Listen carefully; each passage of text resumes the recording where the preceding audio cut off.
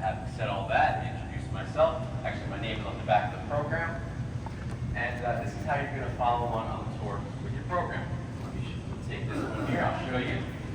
So you open it up, and you're going to follow along. All these pictures are going to go across the top row, second row, third row, fourth row, fifth row, sixth row, so on and so forth, and then to the back. And I'm going to show you all these spots. Thank you. So, this is what's known by the fans affectionately as the biker entrance. This is where all the bikers open up the loading dock doors, it's also known as the loading dock, and they stream into the mall on their motorcycles, riding directly through here where you're all standing. They're all fighting the zombies out here. You see a lot of shots in the movie, all through the movie, of zombies outside of glass doors and such.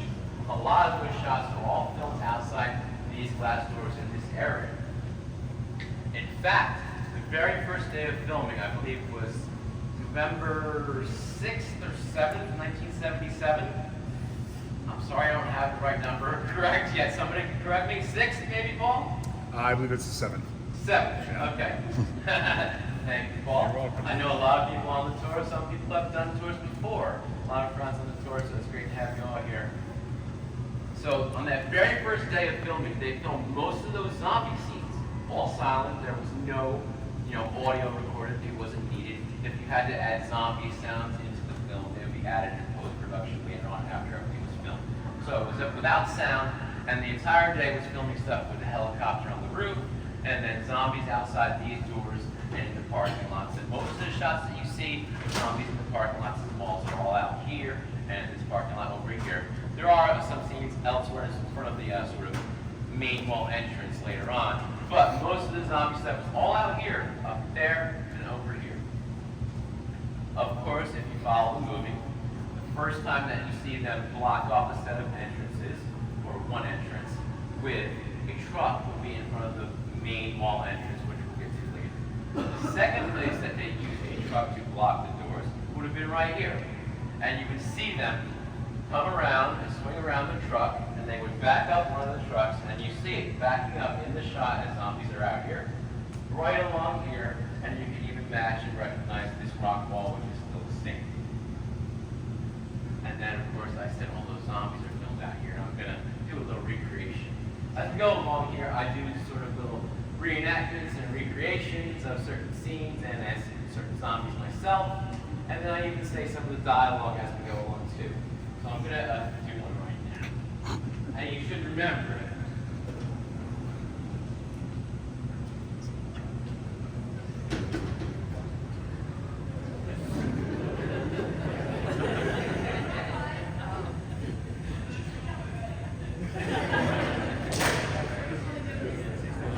So of course I was doing the zombie that's in his swim trunks, and he just keeps bumping his belly up against the glass. It would have been right there, and you can imagine like the whole rock wall in the shot that you see in the movie. This is the spot. It's a very important spot because it's also one of the most recognizable spots from the movie that still pretty much looks very much the same as what you see in the movie, and it looks just like this today. Of course, as you're following along in the movie, remember they take the car from the center of the mall, they drive it down the hall, and they come down another hallway and they lock off the first set of doors. That would be these very sets of doors here. So you can see the car come down that way, come this way, right in front of these glass doors, and it would swing around and park right over here. So, of course, Roger is driving the car. Peter and Stephen, Flyboy, get out to lock the doors because they had already blocked it with a truck. So Peter comes over here, right over here actually, and he had a sort of fake little box that was supposed to be setting the alarm once they locked the doors in case something happened. They would be alarmed that the zombies are breaking in. Turns on the alarm, you see up by the ceiling, somewhere there's this little thing, looks like an alarm, and it says Big Bruiser on it. That was actually named Battery and not an actual alarm company or anything. And that was fake too. They faked the little control and they faked this sort of alarm. But that's movie magic. Everything doesn't have to be real. So we're going to go along inside here and into the interior. I have a lot to say. Did you get any sleep, man? I got 4 hours. Maybe less. We're at the after party until like 2:30. Yeah, it's fun though. That are following me. It's almost like Land of the Dead and I'm Big Daddy, and we're coming to infiltrate and break into Fiddler's Green. You should do the scream, do the Big Daddy scream. And then charge everybody $70 for it. Yeah.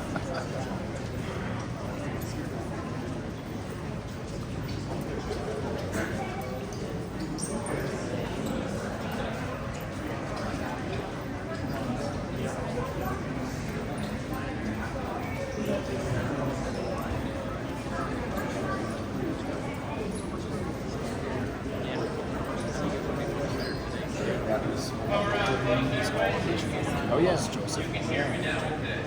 Sometimes back in the day,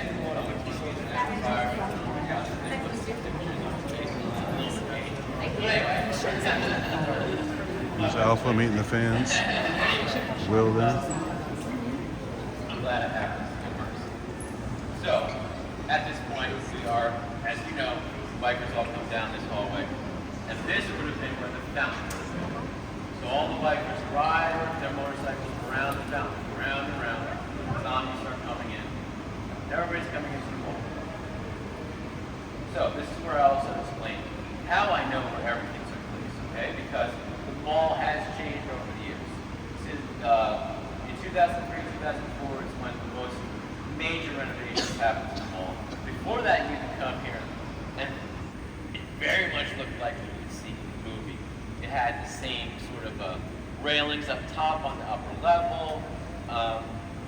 It had a lot of pieces of sort of foliage that were in the center of the mall, and different bits of bridges and things like that. And a lot of it was still here until 2003, 2004. But that's when they had their first big round of major renovations. And that's when the fountain was removed.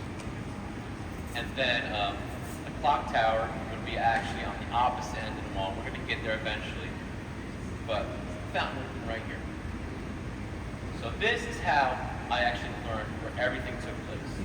So what I did was, I took a directory of the mall where it says where all the stores were from like 1978 when they filmed. So I have that in here. I get a modern directory, and it shows where all the stores are currently. What I did was, I went through the movie, and I look at the background of all the scenes, and I'll say, you know, where's a Radio Shack or something, or where's Slack Shack? And I would take a note, that's behind where Roger was buried, okay? So I would look at my directory, original directory, put a note, number 1, Roger is buried in front of Slack Shack. Put that on a piece of paper, number 1. And I go through the whole movie, and I have my directory, upper and lower, all the places where everything people want to know about took place. And then I transfer that information to the modern directory. So then I have where everything took place in this mall, which has changed a lot, and I can tell all you where everything took place. So, I mean, I'm deep with the research, and like I said, a lot has changed, but there are also things that have not changed.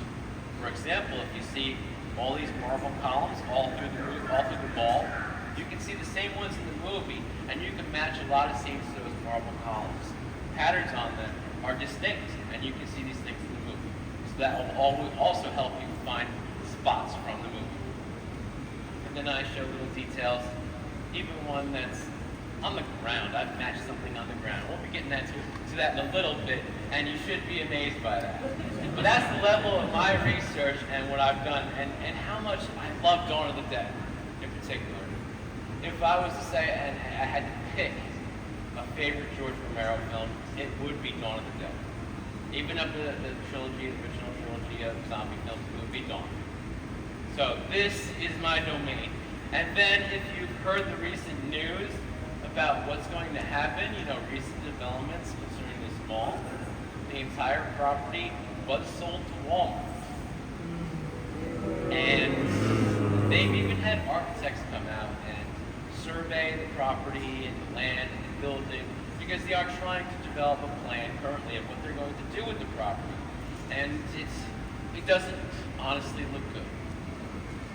So we are probably going to be able to maybe have a show in October here at the mall. Kind of event with celebrity guests and such. We've just found that out in the past 2 weeks. So we have a little more time. And we are also given the indication that we could probably do another show next June. And this is just very, very recent news. Okay? So we're going to do some celebrity event in October. And then possibly, okay, this is not confirmed because there are no contracts yet. Until there's really a contract, we can't announce it solidly. But the contracts are being drawn up for the October show. And we want to do one more next June, which would be all Dawn of the Dead cast members and crew members, the biggest assemblage of people from Dawn of the Dead ever put together. And I had the thought to, contact Guinness Book of World Records because I wouldn't think there'd be any other gathering of people from one single movie that was ever bigger. I mean, we've done big shows here with Dawn cast members, but we're going to go for everybody possible. If you were just in the movie, or you said you were in the movie, if there's some way you can prove it, like there's this one single photo of you as a zombie from 1977, 78, fine. And we're going to, and I think we should call Guinness Book of World Records and get us in here. That'd be pretty cool. So, let's move along here. Do a story time for a second. All of us as we go along.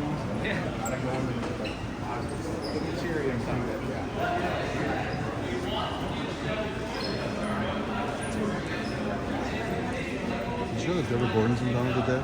Do I know? Deborah Gordon's in Dawn of the Dead. Did you know that? Is she really? I was talking to her 2 days ago. She had photos on her table of her and her husband. Her husband is a plaid zombie in the ladder at the end of the movie as they're leaving to the helicopter. And she's right there with him. And she had dark hair, though. It was really black hair in the picture. Not like she has now. She's brown hair usually. So you never would have recognized her, really. So now I have to go back and look for her. Yeah, we have to go back and try to find her. Yeah. And her husband actually came by with the dog. Oh, that's cool. So they're still together. So pretty fun. Yeah, there were a lot of dog guests soon to be here Yeah. today or this weekend. One invited. I guess you can only invite so many people. Yeah.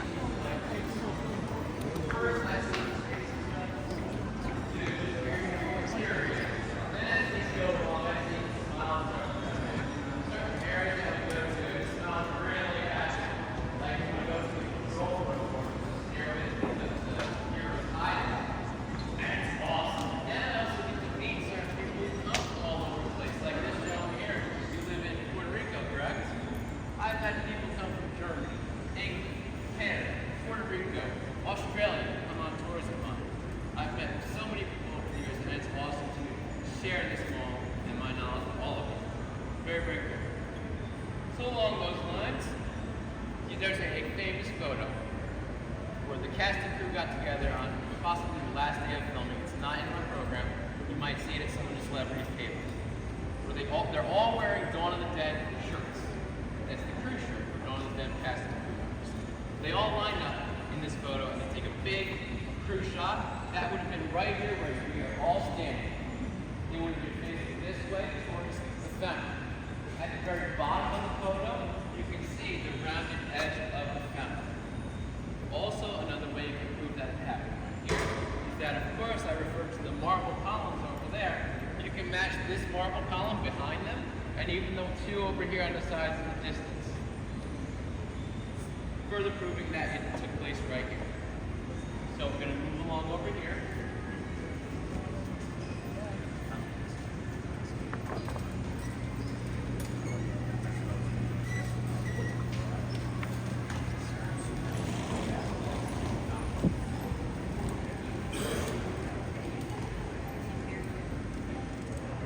Everybody come back here on the other side of me. I'm going to turn around and talk to you. Everybody come back behind me. And the next photo you're going to look at is the black and white photo of all the four heroes aiming their guns into the ball. Everybody come in behind me.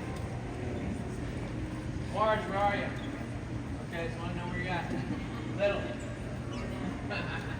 Everybody come back here behind me. So look at that shot, emotional photo of the four main heroes from Dawn of the Dead. Now look at the very tip of Fran's rifle. Look at the very tip of Fran's rifle. You can match. You can see that column from right there at the very top. So her rifle would have been like this, and you can see the view, and you can just match the marble pattern on that top. So they would have been stood right here.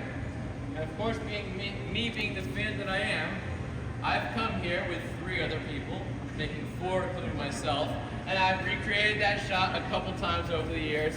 And of course, you know, I've done these crazy things, and I'm a crazy collector too. That's my way. But I've done it because I love this place and I love the movie. Now let me move over here.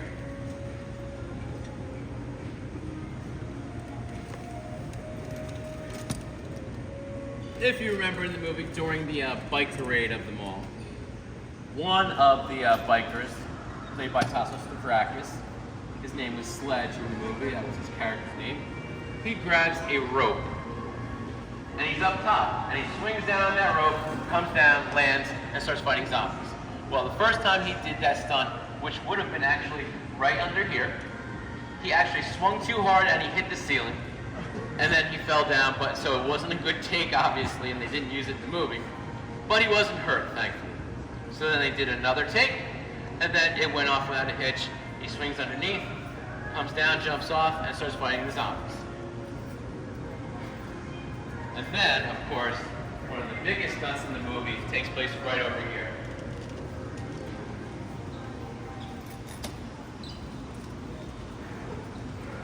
Everybody come around over here.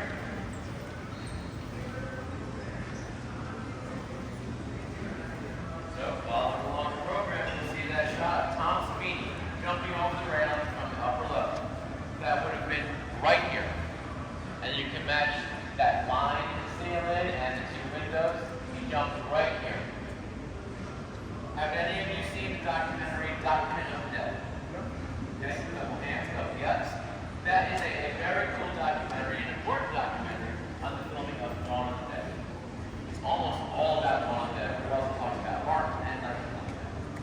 So in that documentary, you can see them filming the scene of Tom Sweeney doing his stunt. He had to do that stunt several times. In fact, the first time that he did this stunt, he actually, his heel sort of went off of this like bunch of boxes that they had set up with a mattress on top of it. You see this in Document of Death. His heel went off the side and hit the floor, and it hurt his heel, his foot, and he had to go up and be built around in a wheelchair for a couple minutes. But it wasn't a good shot, and they weren't able to use that one for whatever reason, and he had to do the stunt again. And that's the one you see in Document of Death. So in that you see the boxes, you see a mattress on top of it, and you see cameraman Michael Warren right here trying to get that shot on camera. He does the stunt, it goes fine. But since I've done these sort of shot recreations over here where I line up the marble patterns and different views from the movie, that still isn't the shot used in the movie because Michael Warnick is too close to the column and it doesn't line up properly. So this is the level of research I do. So trying to recreate that shot of Tom jumping over, you have to be like over here beyond the boxes. So he had to probably do it at least another time. And that's the shot that appears in the movie. Because it doesn't work with Michael, the cameraman, being over there against the column. It only works if he was right here. So, how all this detail is fun to learn. And I got so much more to tell you. Also in this spot, at the time of filming, there was a bench. Hello, sir. Yes, I am. Yes. All right, good. Yeah. Maybe 8 minutes or so. Thanks. This gentleman is with security. He's making sure that the control room is open for us to unlock. That's a great spot. I know you guys are going to love it. So like I was saying, in the movie, Fran is sitting on a bench. That bench would have been right here. And then beside her or beyond her would have been the store, anticipation maternity store. Would have been right there. Bench with Fran smoking while she's pregnant. People didn't know as much as us back then. I had heard, people knew probably wasn't good, but back in the day, like in the 50s, they were smoking as like a great thing. Anyway, so behind Fran's bench, there was a sort of square pond. And if you follow the logic of the movie, when Tom jumps over,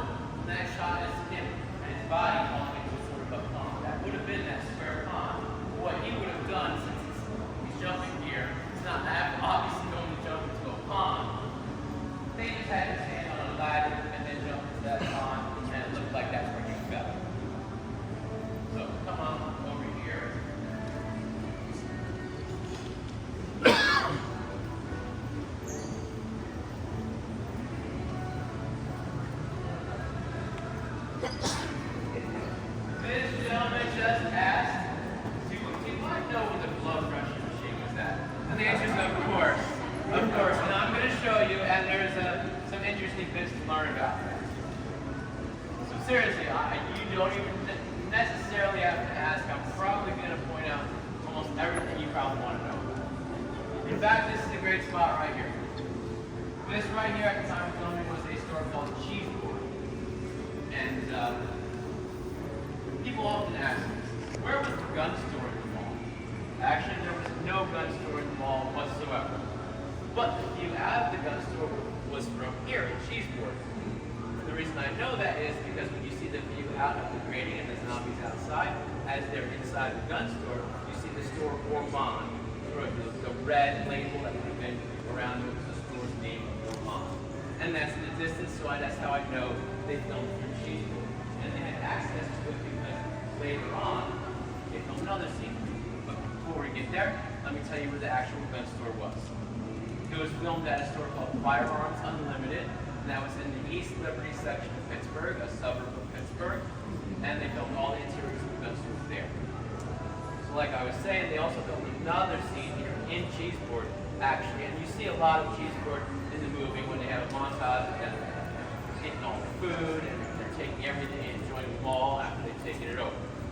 One scene that happens right in the front of Cheeseboard, if you look at your program, you see a shot of Flyboy, David M.D., outside of the store. And if you remember the scene, he would have been stood right here. Peter stands in front of him.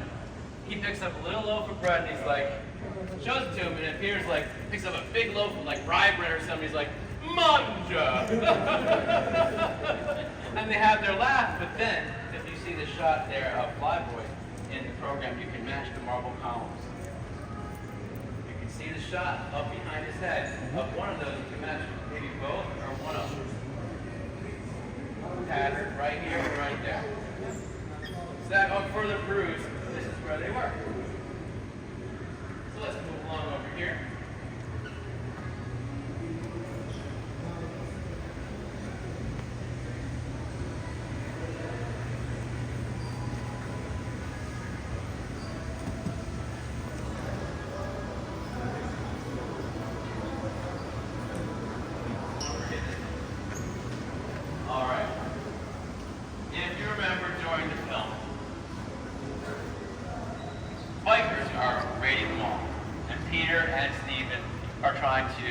Block off some of the doors, bring down the gates, and close them up.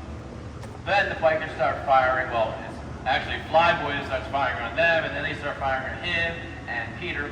And Peter is running down the stairs, and then you see a shot of a hand with a gun firing at Peter as he runs by. That actual shot of a hand is the hand of director George Romero. Do any of you know that? I know a couple people. Interesting thing, there is a behind-the-scenes photo that shows them filming that scene with George Romero and the gun in his hand, cameraman Michael Gornick, and assistant Tom Dubinsky behind him, getting that shot. And then again, since I'm a fanatic for the movie, I've come here with that behind-the-scenes photo, and I've matched up the exact spot and placement because you can match the columns, the marble columns and the patterns on them to the shot. So that would have been right here. Actually, hand of director George Romero.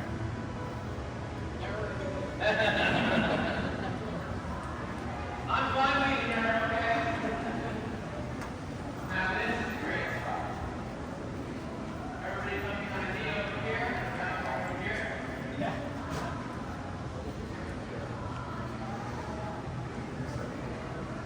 Can you bring footage of your scene? Yeah, I'm going to put up right here. That's this little area here. This is where I put up from the floor. So,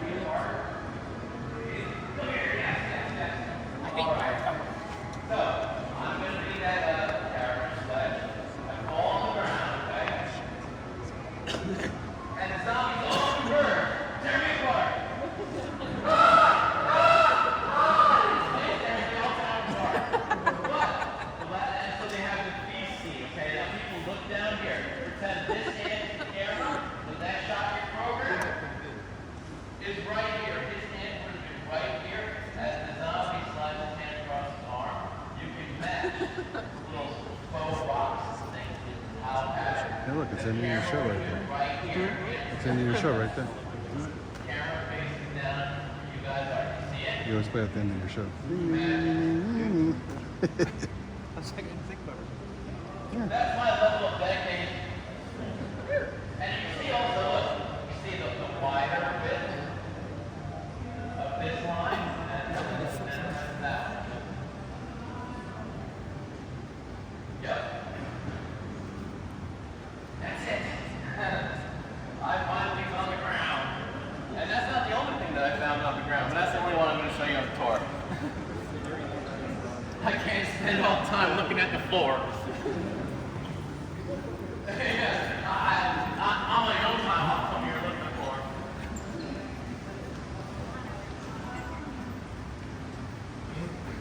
All right, over here. So you remember during the movie.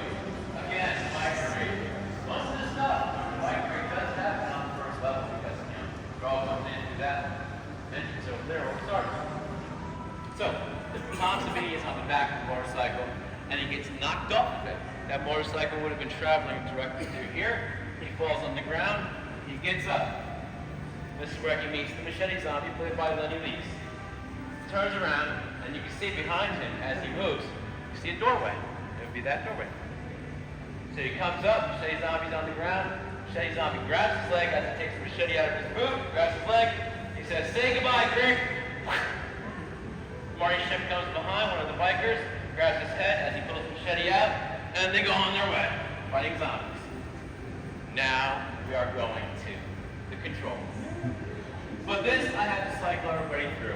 I know a lot of you, some of you have been on the tour before, I know you have, I recognize you, and a lot of my buddies here. These guys have been on tours before. But what we have to do in these spots are, because they're a bottleneck spot, and I want you all to be able to take a selfie with the control room and see it, take video and whatnot. I have to cycle about 20 people at a time and give little talks to the side. So it's going to take like half an hour to get everybody through. But I want you all to experience it and see it and hear it. You still hear the same thing if it's all the machinery's on. And get a picture in front of the control room. So it takes a little bit of time. We're going back through this doorway.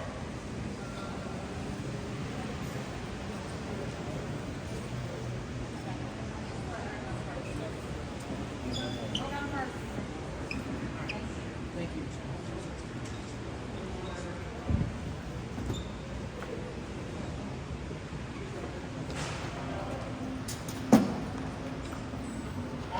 Yeah. I'm going to need you guys in front.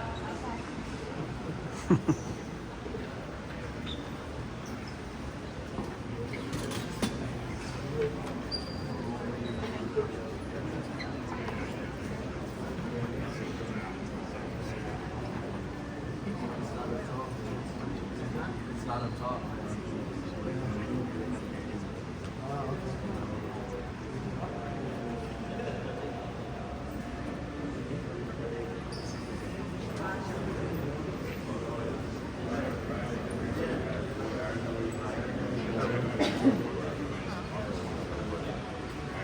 I'm sure he had the skills. Did Uncle Bill ever take the tour? Yeah, he took it yesterday. He did? Oh, he did? Okay. First time? Yeah. Oh, wow. Yeah. This is his Excellent. first time at LDW. Oh, I didn't know that. Nice. Seems to be enjoying himself. Oh, yeah. He was very happy last night. How about the other guy? Does he ever come here? He was here last year for like Huh? a little bit on Sunday, but Okay. he didn't come this year. Huh. CK, but Uncle Bill's a really hardcore Romero fan. What's CK's real name? Wes Vance, Where does CK come from? Creepy Kentuckian. Really? Creepy Kentuckian. That's awesome. Oh, yeah. I didn't know that. Is that self-imposed or is that someone told them that? Gave each other. That's funny.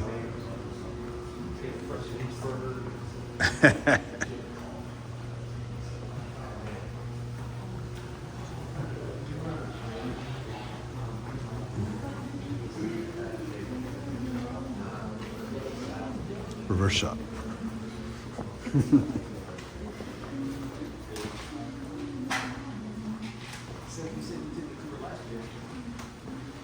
Hmm? You said you took the tour last year?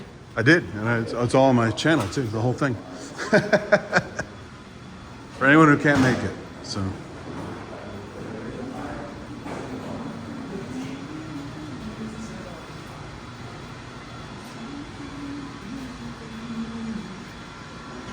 Hey man, I subscribed to your YouTube channel. You're great. Yeah, appreciate it. I'm William. Yeah, but I was really glad that you cut that 3.5 hour thing down to 8 minutes. It was like the one thing I wanted to know. Yeah, I figured that would be like a very popular bit of information that we I had an alarm on and then it started and then I was like, it's just one piece of information I need to know. Yeah, we tend to go on sometimes. No, I think it's cool. I'm here. I'm down in Durham, North Carolina, so I'd like to hear your story. Makes me feel like I'm back on. Everybody's hopeful that they're going to squeeze more of these out. Right? Because I'm not. God, the second the sale happened, my friends, he's watching. He is. We're not worthy. We're not worthy. Yeah. Yeah, yeah. Wow. There's an old chair in there. You see that? That's a really old chair. Smells like old books in there.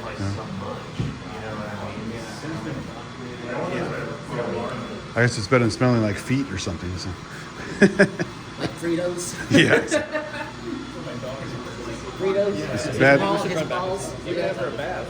Bad feet or good cheese. Yeah. That's it. Yeah, dogs can be really pungent. Oh, yeah. But then again, so can humans. That's true. Sometimes worse. Yeah, it's not a lot worse. For my entire life, I've never liked dogs until I had a dog. Yeah. Like, a dog love is a different kind of love. Oh, yeah. It's It's amazing. crazy. It's crazy what a dog can do back here on something. Yeah. I'm waiting for my husband. Oh, okay.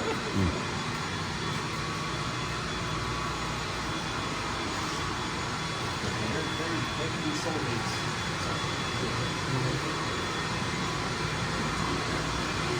I mean, we did specifically breed them to be that way, which is great. So, yeah. But who else is happy to see you when you come home? Oh, the Wild West ricochets? Yeah. Like 7 times? Ding, ding, ding, ding, ding, ding. I bet if Larry was able to, or somebody, they would have matched up every shot of every pipe from the ricochet. This is that pipe, and this is this pipe. John would have it mapped out, like where the trajectory of the bullets Yeah. went, and then he's like, and then it would hit this pipe, and then it would hit this pipe. Now, see, in the special edition, he's going to add all the sparks for the ricochets. That's the Lucas treatment. That would be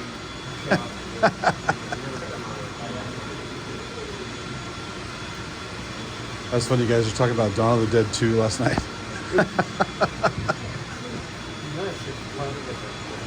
Once he gets out of Richard's hands, and then, Yeah, he's unbelievable. That guy, man. I think I've had 8 hours of sleep in the past 3 days. yeah, that's about right. Shit, y'all been like partying too. We just go Well, I out. have been partying. That's the thing. We were out till 4 a.m. Or again this morning. We Yeah. were listening to.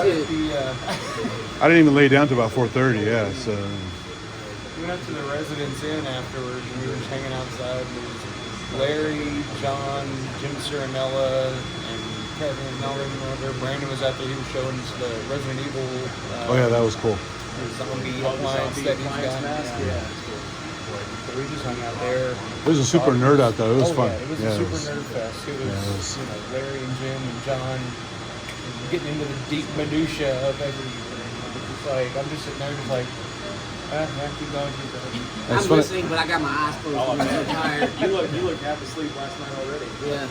It's funny too because John and Jim like to one up, like, oh yeah, well, no, oh yeah. Yeah.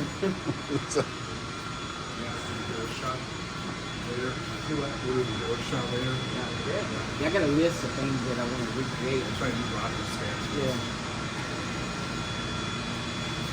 Fran. Yeah, I'll be Fran. I'll be Steven. That's cool. You're you got a pretty big stature. You Yeah, can do, you can. You can kill, yeah. Hey, Paul, I have to get shot. Are you going? Like when she's all nervous? Yeah.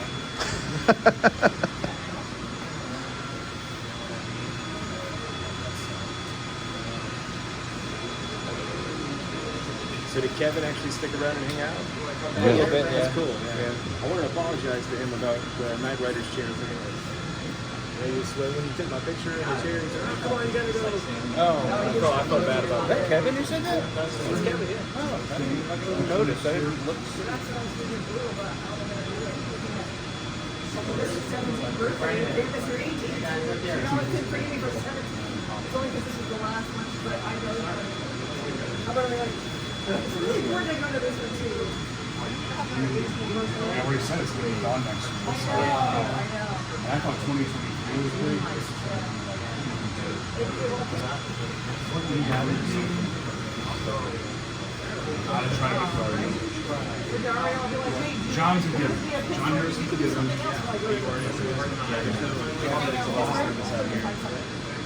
going to find emergency mode. Not at the mall, so I'm trying to hotel nearby. You got to go here. It's part of the convention. You get to take a car.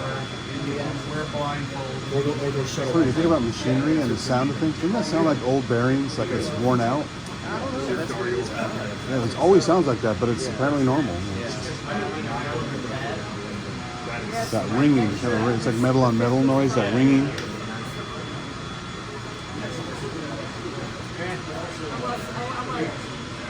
I'm like, you know, unless I just come Saturday. Can you celebrate earlier?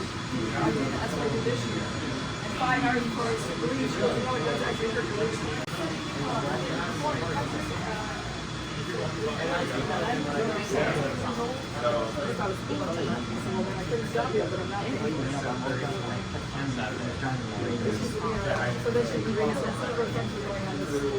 When I was here Wednesday night, it was, no one was here. It was totally almost closed and stuff.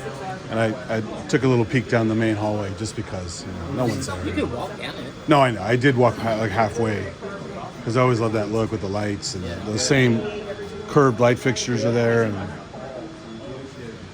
it's cool.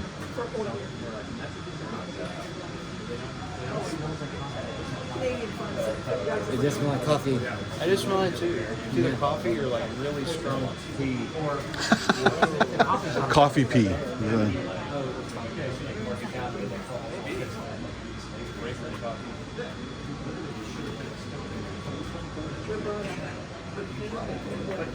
I probably need another coffee.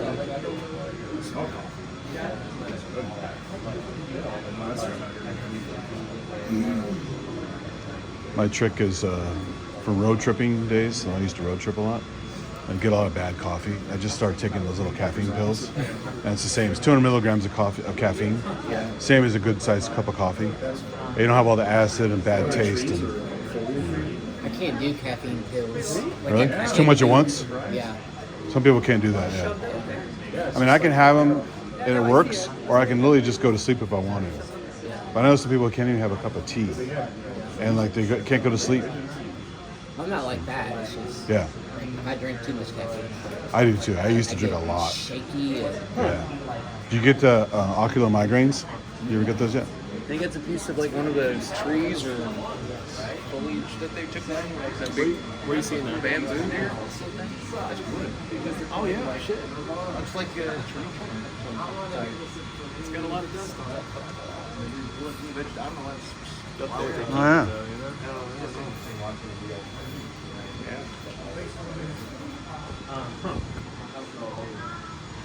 It's a homemade didgeridoo. They take it down once in a while for some fun. It's perfect.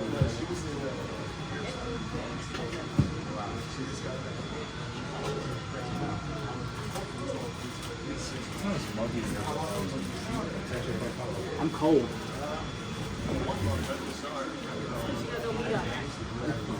Like, eat a cheeseburger.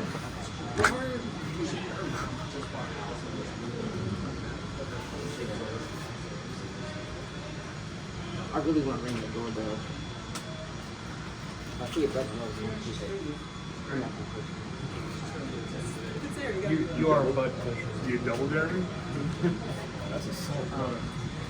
I like how they just took a Sharpie, goes, yeah, JD Sports, whatever. You know.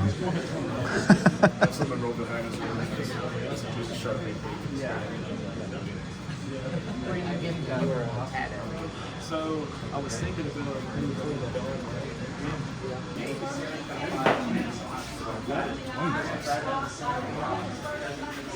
It's behind the scenes, so it doesn't have to look nice. So it's like an unfinished job, right?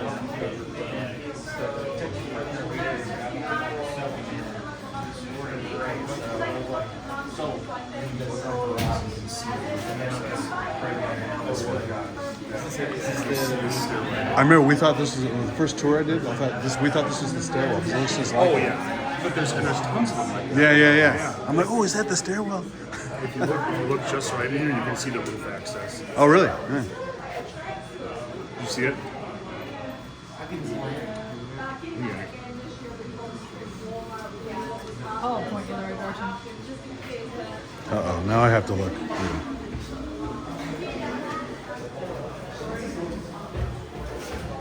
Yeah, this is a huge stairwell, much wider. Uh-oh. Yeah, there it is. Right there. Right there. Oh, shit. Look at that. Yeah. Yes. Awesome. Good eye, good eye. That does not look fun to walk up this. No. Extremely narrow. Yeah. It's like 2 or 3 flights, and then there's a single. There's like a smaller little stair that goes straight through. Pretty good. Yeah. Bonus footage from Hilarious too. I was really hoping they would eventually let those kind of run. I get it. Was that what, 1 year they did that, or? Yeah. Wow. Drone footage of the roof, but I didn't really get that good footage. Oh, yeah. I think I went over the skylights or something. It looked okay, but It'd be cool to go right next to the one where they're talking about the why do they come here? Those little pointy skylights. yeah, I tried to get my friend's perspective from the roof when she's fired. Yeah. She was right above the biker's entrance or higher up? Kind of, yeah. Yeah, so like the biker's entrance on the bottom, Yeah. the upper, Yeah. and then right above Where the sign is. Yeah, That's where she was, right? pretty much right up there. Because they didn't go up on the other bigger roof, right? Where the Skyjack. Macy's is. You know, you gotta sign a waiver or one of those. My breath. Those staircases they have at airports, like you drive them around, liar. Yeah. Someone just hijacked a flight of stairs. Yeah, haul ass to Monroeville. Headed east towards Monroeville. Like it's seen Dumb and Dumber. Yeah. Dumb and Dumber. Liar, yeah. Max!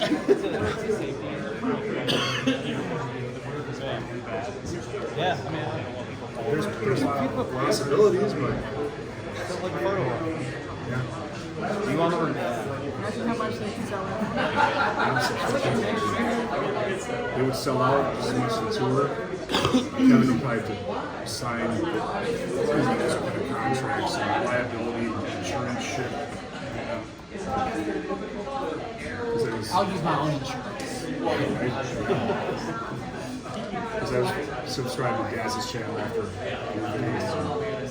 He got up there and was dancing around. Some of the other Living Dead Weekend regulars were in the video. And Ken years back where there's like a certain number of people where you go up and have a photo op with Pete and so each guy. But I did put that in there's like a vent up there. There's like a number 2 on it. It's still there. You can see that in the movie. By the way, it's a good thing the security guards don't care because there's a little camera right there. You saw us go up that stairway. Not from around here, so. We got lost. Yeah.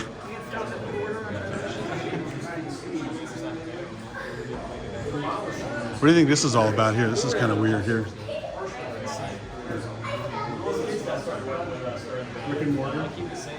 It's bizarre. There's the little channels in there and stuff.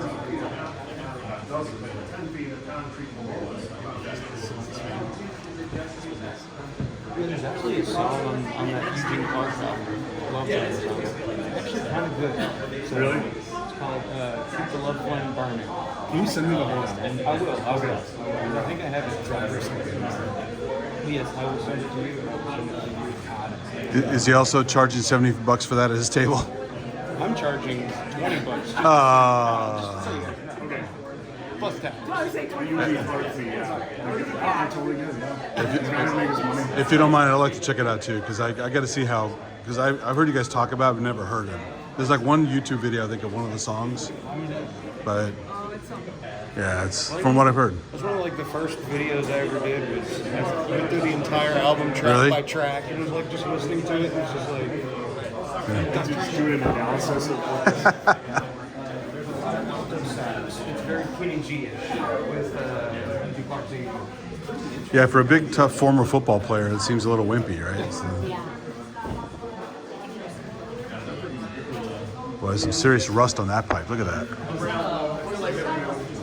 It's encrusted.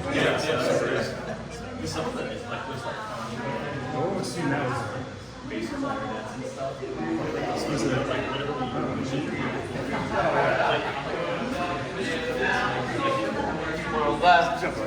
You guys on the end?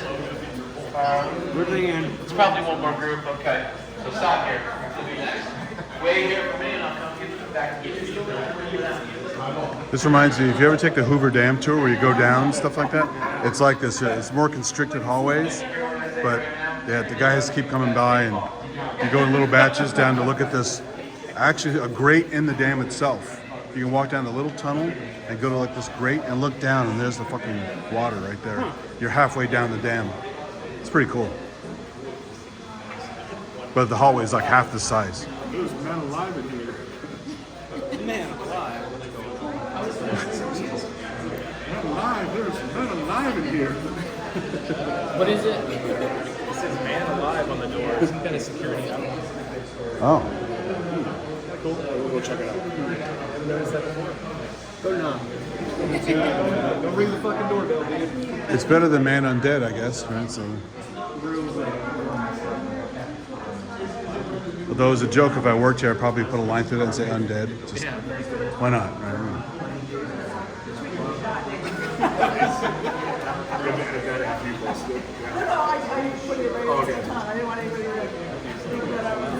They're thinking that's the stairwell because they haven't seen it yet.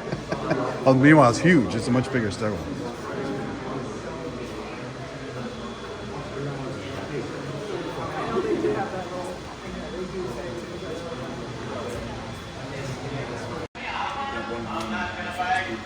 Storeroom. It's like he's never been there.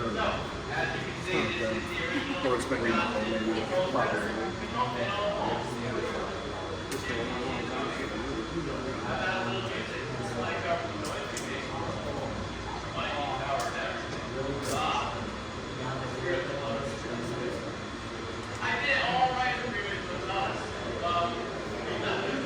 So the freezer, which is that? Which restaurant is that? Where do you put the bodies?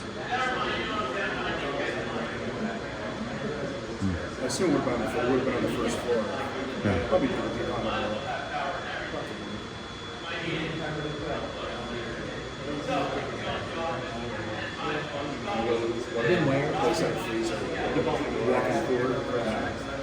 Might be a Brown Derby, maybe. That have a big freezer That for was food. on the second floor. Oh, second floor, right? Maybe we're not taking those parts of dead bodies.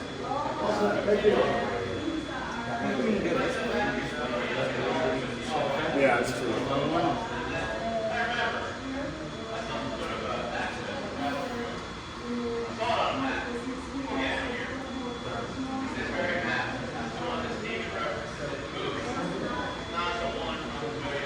I wonder how many cinder blocks make up this entire mall. It's a lot of cinder blocks.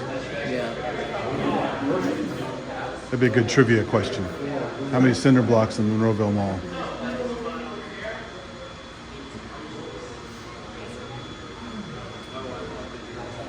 I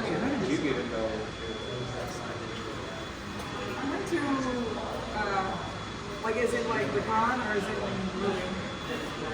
My brother was a big movie buff, and he used to beat the shit out of me all the time because he's like 7 years older than me.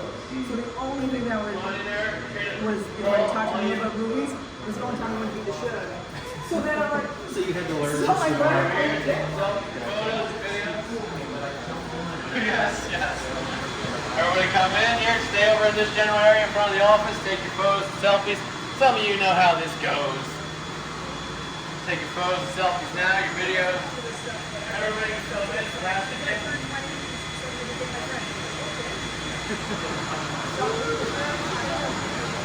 Everybody come in. All of you, that's down there.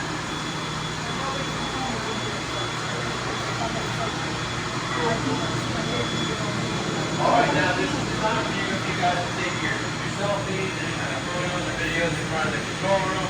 I'm going to go give the previous tour a little call. This is your time to take photos. And I'll be back for you.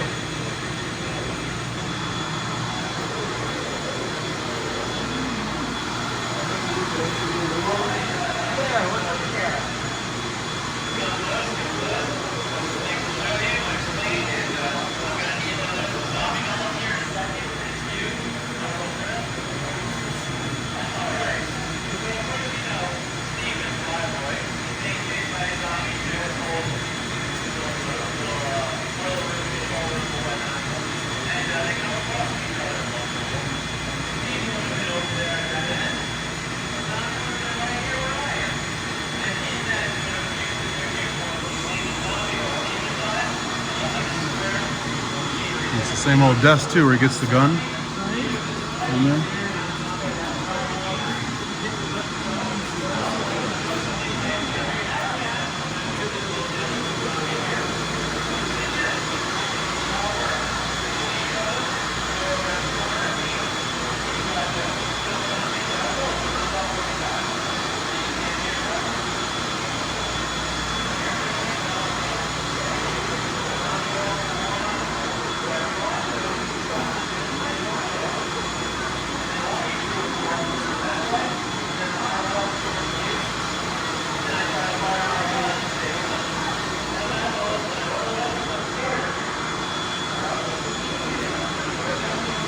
They have a lot more junk in the windows now, so he wouldn't be able to see that zombie in the background. Yeah. What is it? There's a lot more junk in the windows, so you wouldn't be able to see the zombie in the background over here. The desk's the same, right? Where he gets the gun? I don't know. It looks pretty damn old. Yeah, I mean it's. I didn't see it. Might make you can see the door. Get rid of the plywood doing the.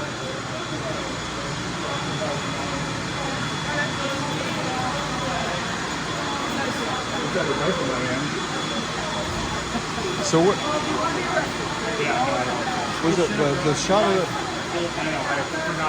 the shot of the music switches and stuff. Was that actually even in here, or was that just an insert?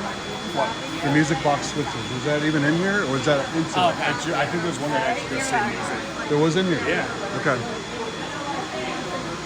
But they look different. They're in a different orientation. There's like a vertical orientation. I mean, how much of that even gets used anymore? Exactly, It's all yeah. analog and. Yeah, yeah.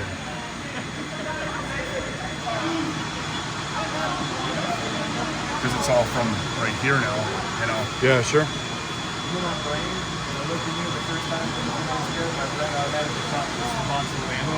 Like 22 rounds or something? Yeah. It's the same desk, right? Looks like it. I'm It's sure old. it is, yeah. The same what? The desk where you got the gun. Oh yeah. And there was another one in that corner too. Well, yeah, wasn't it like an L shape here? You had a desk here and a desk here. Yep. Yeah. It was much cleaner, of course. Yeah, yeah. Well, also this was less cluttered, so you could see the zombie walking. Right now, he wouldn't have. Yeah, I know all those papers. You'd have no warning. So.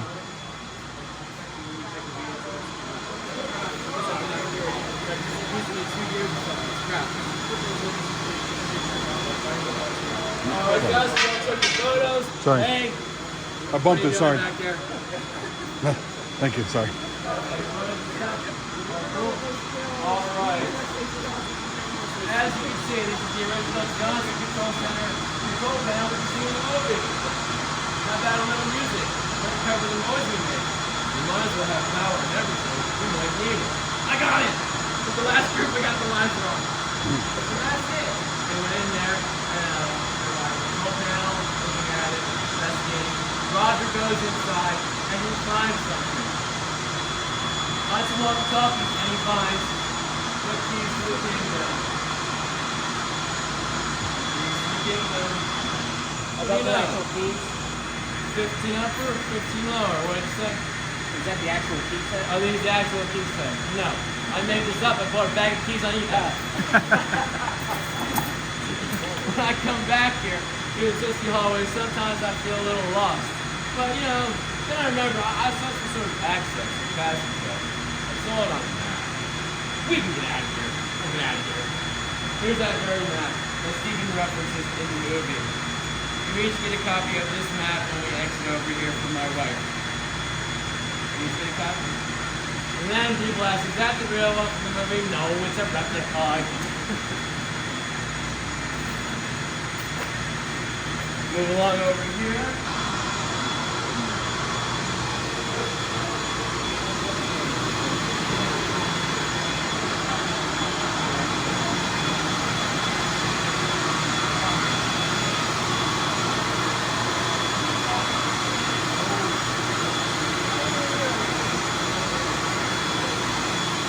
Everybody come on over here.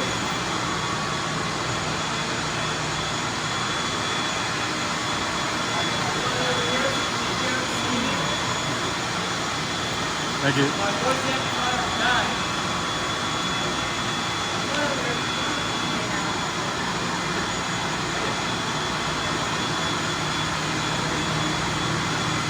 So, of course, five witnesses stays through here, five security guards on. And at one point they come across each other. Flatboy would be over there and he was sort of flashing right here. Zombie would be right here. And in Flatboy's view, you see beyond the zombie, that's where the scenery is. So looking this way, passing the zombie, you see that beyond the zombie. And this is where I recreate the scene in real life, so you don't have to imagine it. So of course, if you remember seeing each other, go around the corner. Flatboy's out of bullets. He runs off away from the zombie. Who wants to be the zombie? Bill, stand here. Okay? Here's the zombie. Of course, I'm going to be guys see through. I'm going to go be Steve. Each other in the middle, and you just walk around the corner. Here.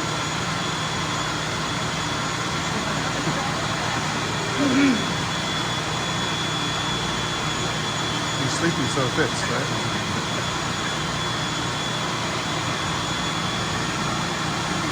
Left, down, look. Now, run up, look back.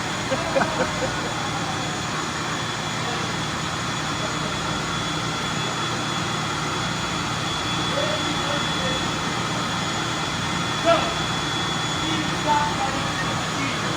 You gotta get the rules done. You get one bullet in the chamber, the zombie grabs you from behind. Zombie grabs him.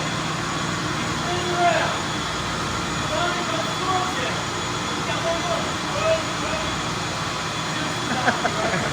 He's selling it. Here, zombie falls here. Zombie falls here. Zombie.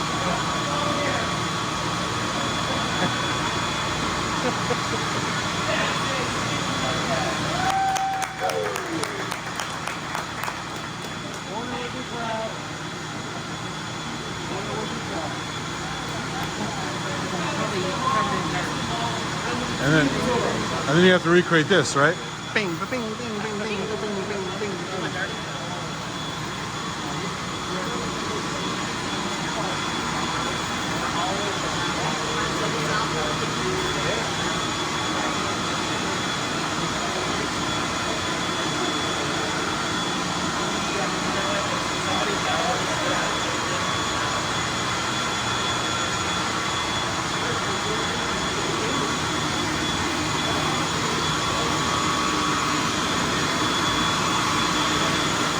Oh,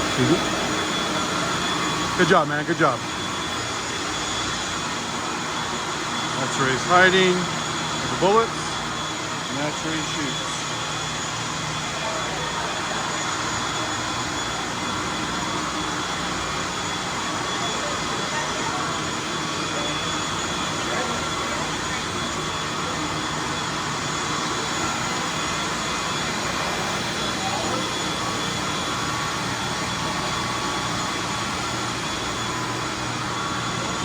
Soak it in, man.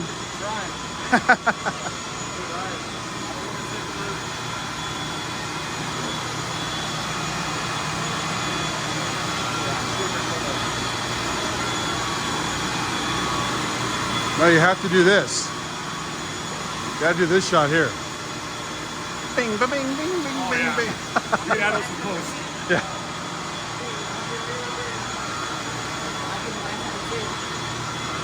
You got some video of the sound and stuff.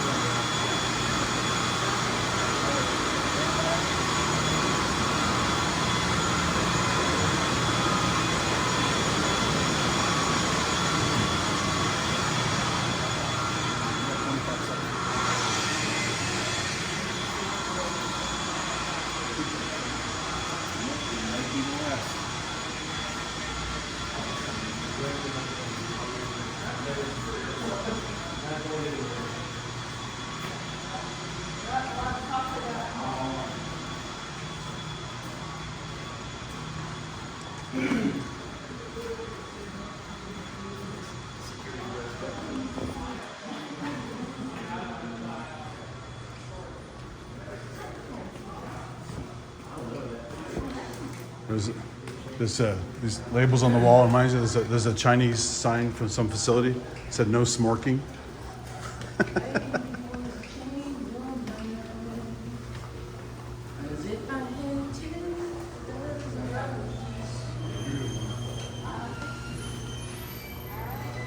Master thespian Will Phelps. Right.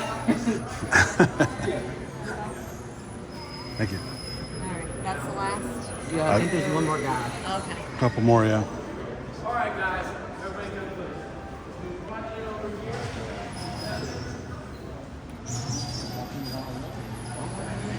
Yep.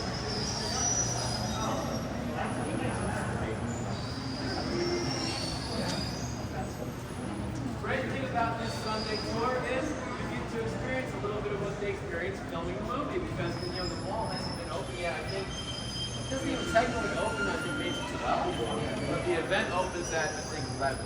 So this is like when they film the movie. Nobody's really here yet. The store's not even open.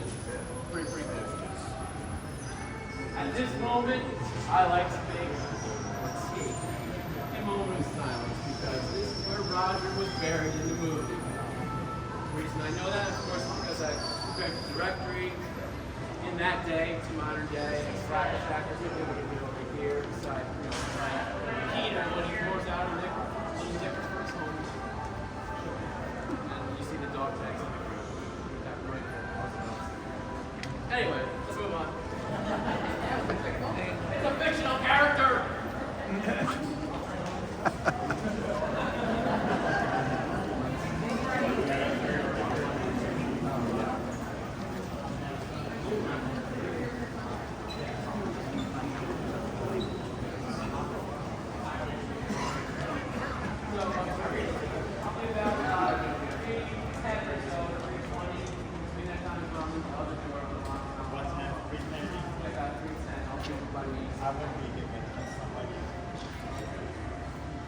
What about And I don't know how to explain it technically, so if you need to tell me the direct instruction of where to go, then we can test it.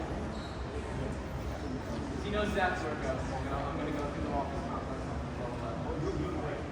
I know where to go. I just need somebody to be there to unlock the door. Did you go into the door right now? You could if you want. If you find it, I don't know how to do it. It's okay. No, I got to make sure. Wrong. So somebody asked earlier, where was the blood pressure machine in the movie? The fact is, it was right here, underneath this excavator. But it was here the first time you see it.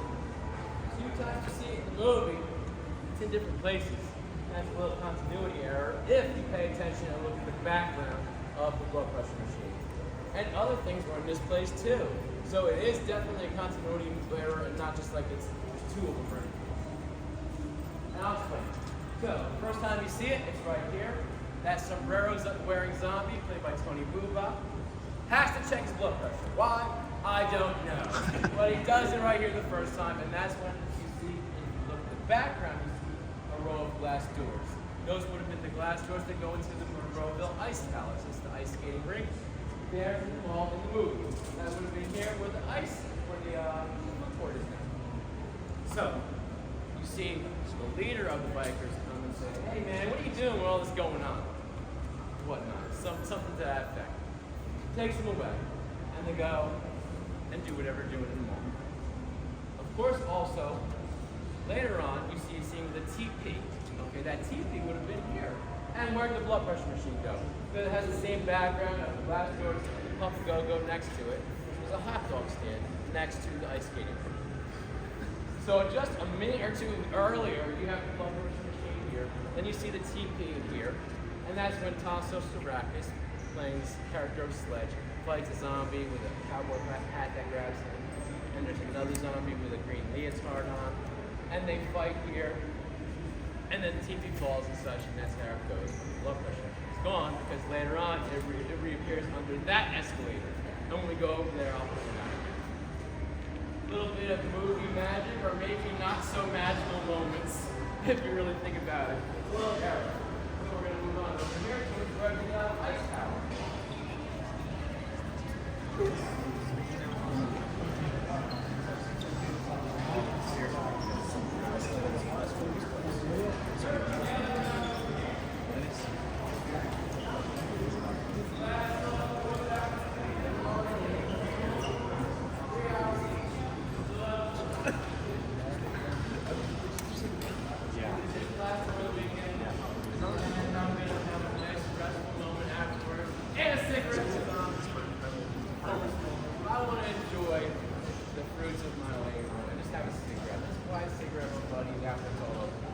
So, as I just said, this here is now the food court, is where the ice palace was in the movie, the ice skating rink. In the movie, you'll remember Tom Savini is riding in the sidecar of a motorcycle. We actually have that actual motorcycle, the sidecar, in the mall here, available for photo ops with Tom Savini. I think he left early yesterday because he was sick. We do photo ops with him in the sidecar. It's the real motorcycle from the guy who really owned it and drove it through the movie. All the times you see a motorcycle crash into like a kiosk or an information booth and such, it would be that very motorcycle. It did all the crashing. I guess the guy didn't care, he was strong enough, and it survived all the crashings. Okay?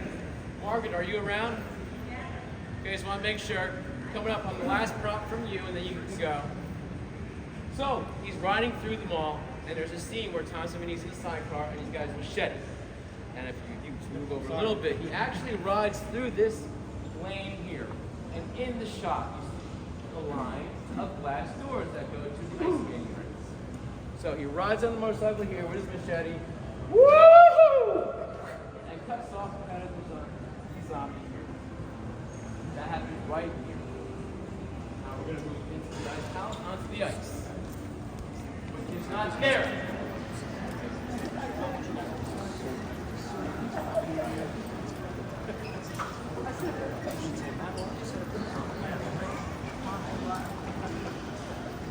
Well, Frank Wilder thought it was a sword. Point of parliamentary procedure. That's right, it was a sword, huh? Yeah. Just hacked her head right off. The one he had at his table yesterday. Yeah, for the photo ops. Yeah, yeah. It's like a cutlass, right? It's kind of a saber, kind of a cutlass saber thing. Yeah.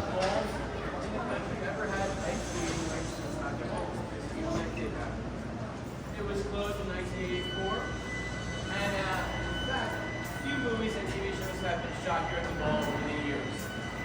One movie was filmed in about 82 called Flashdance, okay?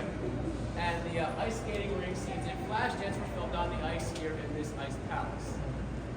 And then to go along with when it was closed in 1984, there was another Flashdance tie-in. The last song on the ice was Oh What a Feeling, the theme to Flashdance. And then when they opened the new ice skating rink elsewhere nearby, the first song on the ice was that same Flashdance theme song. Another movie that filmed here in more recent times was in 2009. Kevin Smith came to the area and filmed Zack and Miri here. You see scenes of Seth Rogen and Craig Robinson in the mall, walking in the mall. And then they filmed elsewhere. Their little coffee shop is, I think it's Dairy Queen, it's behind the mall a little bit of ways, not too far away. That's where they film a lot of the movie, doing the things they do in that movie. And then more recently, there was a TV show called Mindhunter. Any of you seen that? Yep. Okay. I think it was in the second season, they filmed some scenes here. So if you remember, and if you've been outside of the biker entrance where we started, they used that as an airport terminal in Mindhunter season 2. So of course, if you know the show, it's a bunch of FBI profilers that are trying to learn how serial killers, operate, how they think, and what they do, why they do. And they go to all these different cities and jails, and they fly all over, and they're in different airports. And one of those terminals is that biker entrance. So now if you can go look at it outside, go watch Mindhunter season 2, you'll see one of the airport terminals is the biker entrance to this very mall. Pretty cool. Now we're gonna move back into the center over here. Let me get through the lead.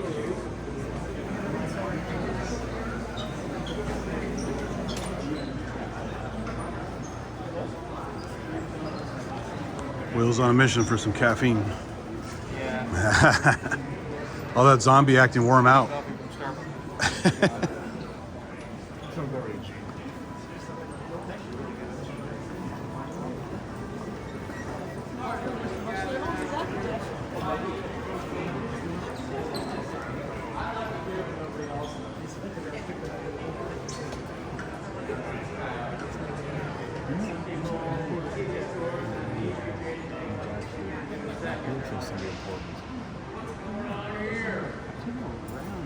Of course, there are a lot of scenes in the center of the center.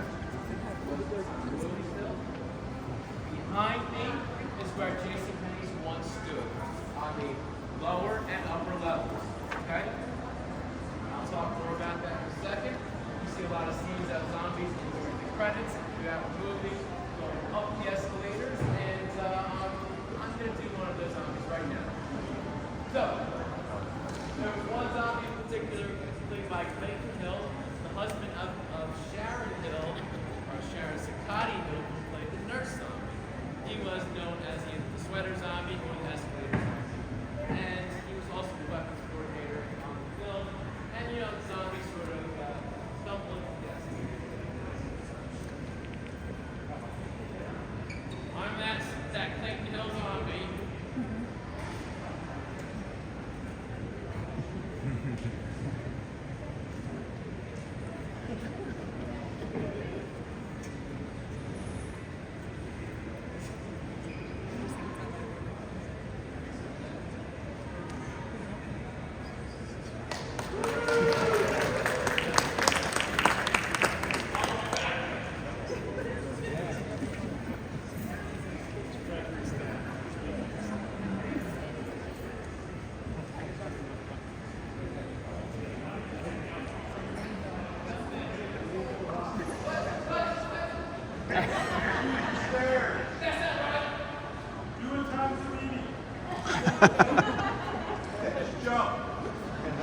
Yeah, people always suggest do the Tom Bean stunt.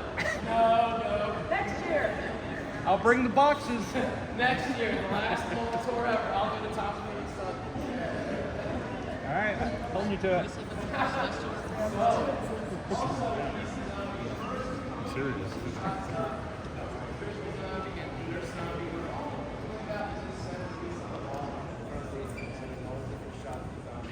Establishing shots of zombies.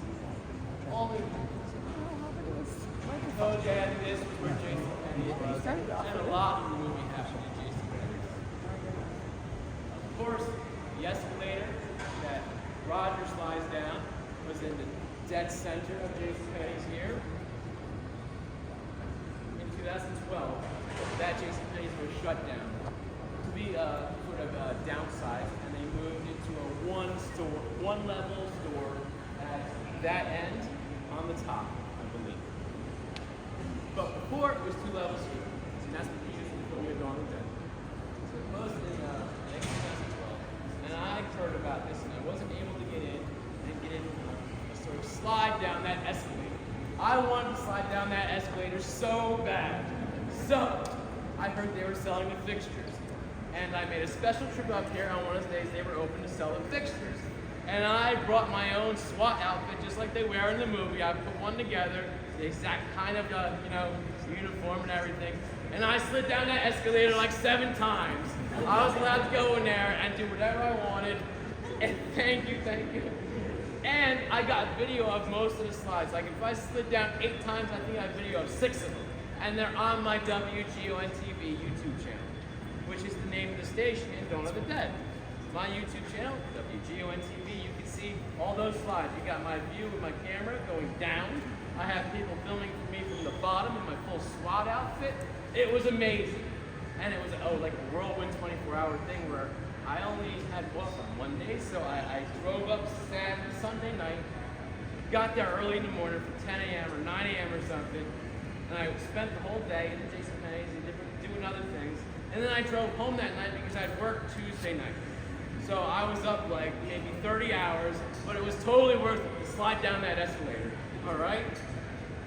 So of course then it closed, and in 2013 they demolished this building, this section of the building actually, and rebuilt it with movie theater Cinemark up there and H&M below. Of course, in the movie you remember there was an elevator that we used to go into the shaft and go into the sort of the crawl spaces and whatnot. The tubes are, I'm not picking up the correct word at the moment, but you know what I'm talking about. They go on top of the elevator. That's where Stephen dies. That would have been at JCPenney too, of course. So at the far end of the store, of the building, there were glass doors to the exit of the building, and right beside it, on the left side, is where the elevators were. And that's where Stephen met his demise, comes back as a zombie, and leads all the zombies back up to their hideout. Again, it's terrible that they removed that JCPenney and even demolished the building, so you can't go see those things anymore. But luckily, I was able to. Now over here is another spot that I like to show people, and I use a prop. Like I said, if you don't know by now, I am a super fan of this movie and movie marathon. And there's a thing that they collect prop. So what it is, you see something in a movie, and that would be a spot for the film. But you can't necessarily find that, or it's not available, or it's gone, so it's gone. So you get a prop like it's the same make and model. That's what you see in the movie. So this is a prop like of the walkie-talkie that they used in Dawn of the Dead. It's the exact same make and model. And I'm going to show you a spot over here in the program where Peter is against our prop, which is what? Come on over here so you can see. I'm introducing Peter. Now you can match this marble. Wait, who? On the top. He's on the walkie. You can match them like No, it took me a second.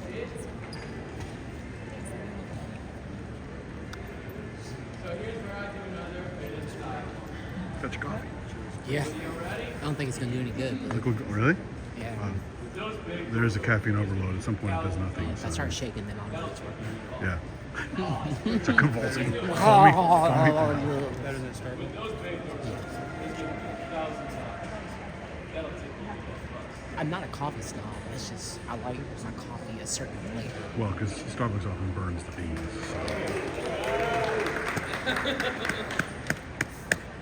Slow down when I do the dialogue. Get it right. There you go, babe. That's my last prop for the presentation.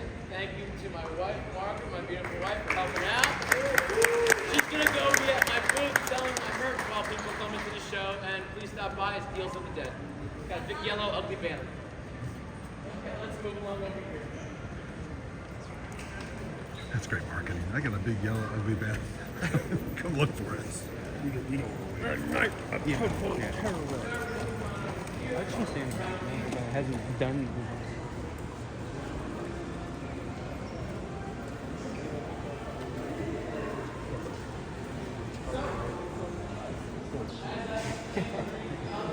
Just got some good shit in there.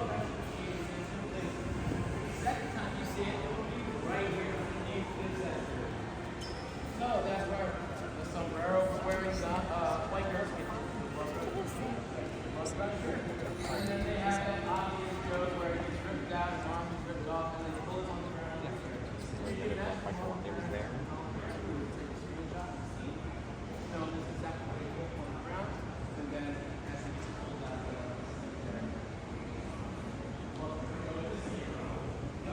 Nobody would ever check their blood pressure in the middle of that stuff. With the mannequin.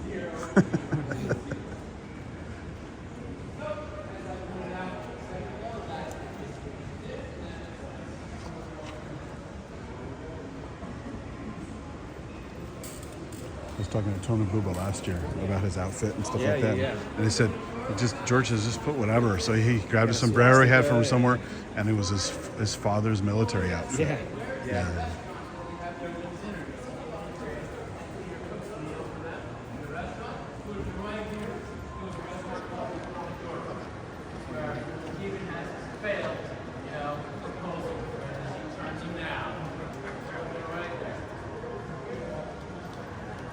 I'm talking about Flyboy's proposal, failed proposal.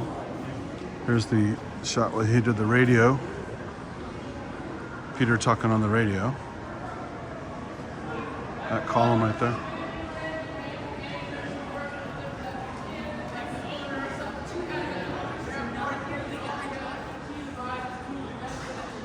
You got a 3D printing thing here now.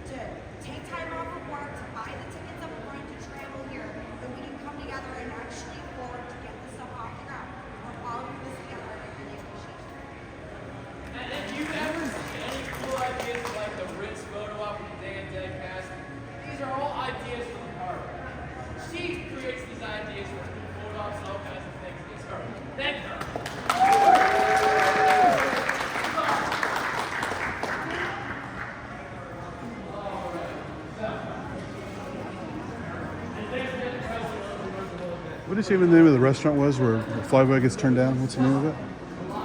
It's a French name, right?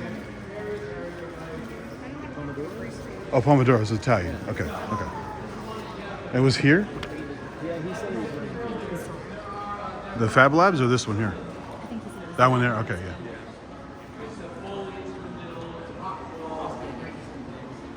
You should know that by heart. It's a lot of stuff to know. It is a lot of stuff. And we're all tired, so. Oh, yeah. Like in the thing. So very tired.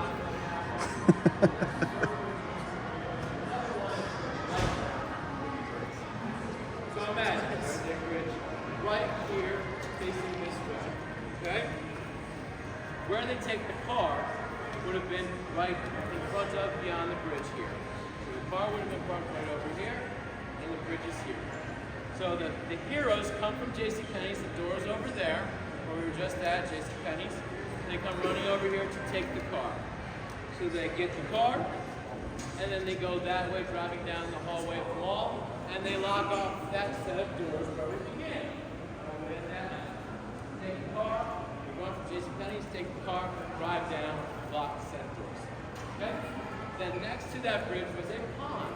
And you'll remember in the movie there is a zombie that falls over this sort of railing and goes into the pond, and he starts playing with the coins just sitting there in the water.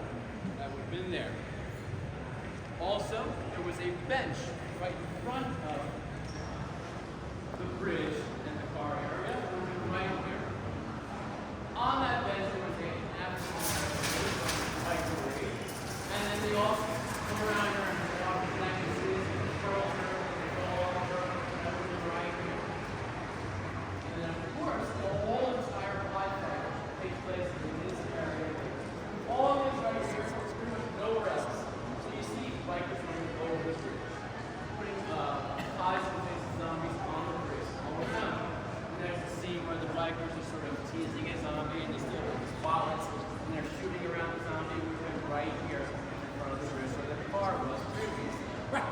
So all that stuff, all the life happened right in here. But beside that, so imagine the bridge, the pond, and right here is a rock wall. That's over here. There's a rock wall coming from the pond over area in the middle and holding the one around the top.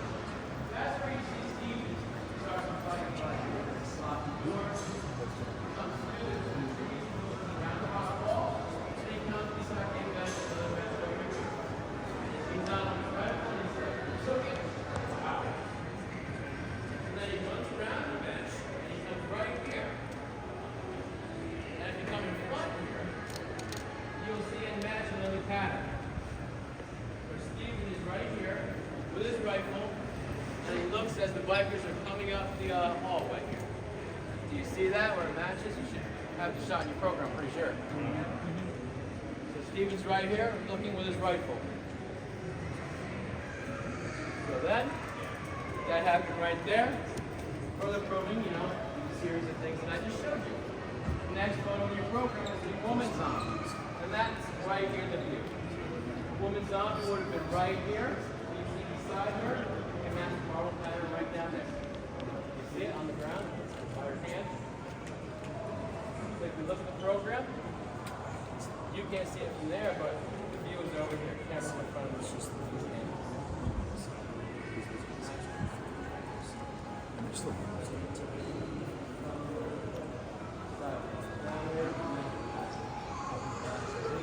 was standing there.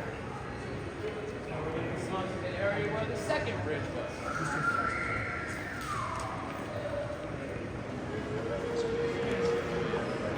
Are these gates original? I don't think so. No? What? The gates, are they original gates from the movie? I'll let you go. I don't know. I don't know. I'm gonna stand at the wall. They look pretty old, but I Probably you could don't know how long they last. So I'll let you know.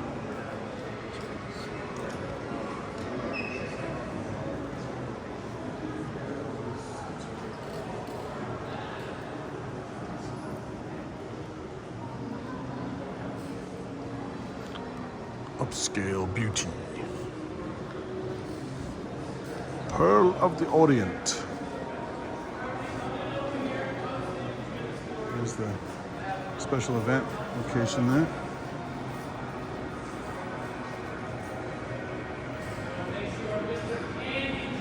Yeah.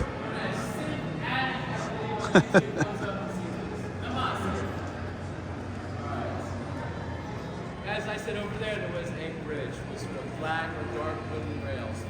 Over here is where there was a bridge with lighter wood and wooden rails. This bridge that was here longer than any other fixture in the middle of the mall. It was here until 2015. Current mall regulations meant that they had to remove the bridge and the actual pond that was here, which had actual koi fish in it. Because of lawsuits and the fear of people getting hurt and falling in the pond and such, they had to remove the bridge. So, I had heard about this on Facebook. I wasn't up here at the time. I heard it was being removed. And then I saw people commenting on posts, hey, let's go there and do these stuff and we're going to cut it up. Fans, yeah, real fans. They want to cut it up and then maybe to suit their ego, send out pieces to people and friends all over the world. No.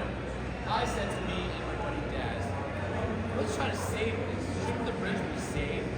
Why would you let some fans cut it up and send it all over the place? It's ridiculous to me. So, I started a page on Facebook called Save the Dawn of Dead Bridge. I personally started it. This was before I ever worked at the mall and I worked here doing tours. And a lot of people took notice. It ended up on all the horror websites and all over the internet and such. And I started a petition that same day. And it got a huge notice with over 2,000 signatures in about 24 hours. So anyone that noticed that or remembers that, thank you for signing the petition and being a part of that, because that made them all take notice and do something different than just throwing it out in the trash or letting some fans get a hold of it. It worked, in a way, but it still hasn't gotten a great result, unfortunately. Here's the rest of the story. So, they came here with a news crew and talked to Kevin Price, the owner of the Living Dead Museum. And he gave the suggestion out being magnanimous, saying maybe you should go to the Heinz History Center locally or to the Living Dead Museum, which is his museum. So he just said that being nice, and the Heinz History Center heard about it, they expressed an interest in it, and the mall decided to go with the Heinz History Center instead of the paper. That's unfortunate because now it's off in a warehouse somewhere in a crate, like the lost Ark of the Covenant, never to be seen again. Hope you get my Indiana Jones reference. So, at the time, they had a press conference announcing that it's going to go to the Heinz History Center. And then they had zombies here that grabbed the pieces and brought it out and put it into a van. And then it's gone. But at the press conference, they said by 2018, and this was 2015 when this happened, it'll be on display at the Heinz History Center. What year is it now? It's a decade later, it's still not on display at the Heinz History Center. So that's unfortunate. If they had went to the Living Dead Museum, it would even be back in the mall in the museum. You could walk over it, take pictures of it. We wanted it. It's crazy. That's not even in use. But they have it, and Kevin, who owns the event and the museum, has inquired about it, but they're not going to ever give it up. Museums don't do that. Once they get something, they're not going to give it up. It's theirs to do whatever they want with it because of their sort of status as a history observer, preservation place. They don't ever give up stuff. It's not going to ever happen. But we've tried. We don't have anything else going on yet, so we're going to walk over there, and I'll tell you some more things. And I don't have to worry about disrupting the camera.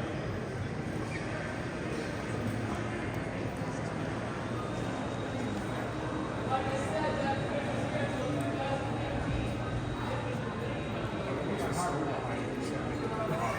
You know you have to get stuff from the Jersey Shore store there. Look at that. Oh, hell yeah. Michael, what you should have done, you should have gone this has some fast. Oh, you have to sign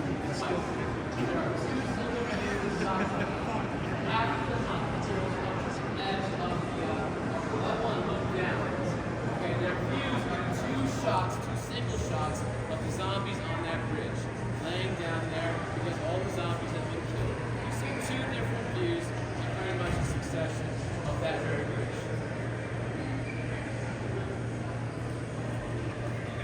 And I've been to the mall where the movie's building there for Central Stairs. And there would have been a set scale right here with this picture of the mall. At the other end of the mall, there was a set of stairs with not just the layers of and in the movie you can see zombies out there walking down. At one point, Fran and Steve go shopping after they have taken ownership of the mall, as it were, and they see them walking up after their shopping spree on those sets of stairs. And at the other end.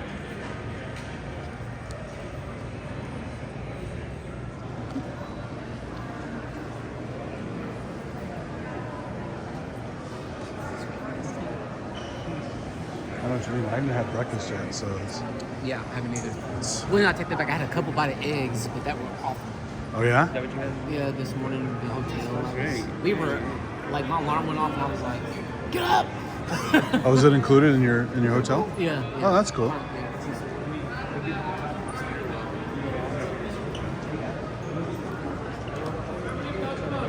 Joyce, get up here!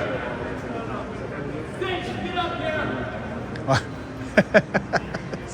He's yelling. I'd like to say you film. I apologize for my forthrightness there, whatever you like to call it. My aggressiveness. All right. So of course, the other end was where the fountain was. This end is where the clock tower was. Okay. Clock tower would have been the center of this court. This is now known as Romero Court because now this is where the George Romero bust is located. If you haven't seen it or noticed it yet, right there, that's the column, the Coker Street, right next to it. Go visit that. Say hi to George. He's watching over all of us. Again, the clock tower is here. Practice. Expert extraordinaire of George Romero. Whatever you have to do, George. Ask me a question. I'll make you answer something that you won't know different. Is it? Somebody up and down. Yeah, right. So again, the clock tower was here. An interesting fact about that clock tower. It had animated puppets in it. And there are scenes in the movie where they show some of those animated scenes where some little doors would open and you see little puppets moving around inside them. Those were inside the clock tower. There were 12 animated puppets located inside the clock tower. And one would pop out on the hour and do its little animated thing. And then twice a day at 1 p.m. and 6 p.m., all 12 of them would come out and do their little animated things, whatever that might be. And there were 12, which represented the 12 different ethnic nationalities in Pittsburgh. So 12 different ethnic themed puppets representing the nationalities of Pittsburgh. I have a story here about this clock tower. It's a little bit unfortunate to fans like me and fans like many of you who are super fans of Dawn of the Dead and the Small.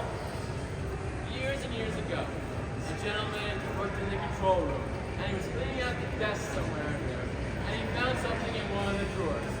It ended up being this like bird type of thing. And if you remember from the movie, you see a shot of a bird on the very top of the clock tower with cobwebs on it and such. It was that bird he found in a desk drawer. And then he thought nothing of it, like, who would want this, what's the big deal? And he threw it out. I was told this story by this gentleman. And I'm like, oh my God, what a shame. Any fan that loves the movie would want like a souvenir or something from the clock tower. So just tossed out. Then people ask over here if there's anything saved from the clock tower. I've never encountered anyone that has any pieces or anything saved from it. And it was removed in about 1987 from the I've been able to return. Over time, a lot of the animated puppets wouldn't work and such, and eventually they just removed it and made them have event spaces. They would have trampoline spaces and different things and courts. So let's move upstairs.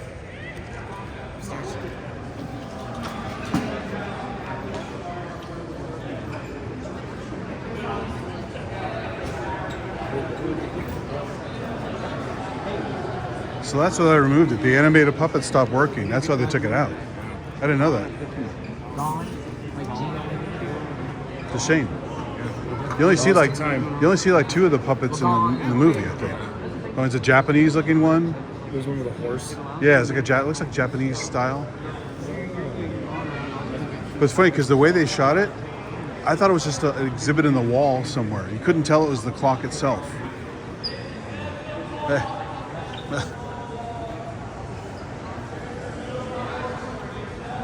What did we say your vote thing is about fans? Is that the one that we chose that we're going to do? I'm gonna make it a mission to make that bird in 3D. Oh, absolutely. I'm doing some photogrammetry from the movie. Get enough pictures and I'll recreate it. So It's 2025. It's yeah, the bird. Yeah, that'd be amazing. I just need enough angles. That's the problem. I don't know if there's enough angles. There's like a right and a front and a left and a back. Should be good enough.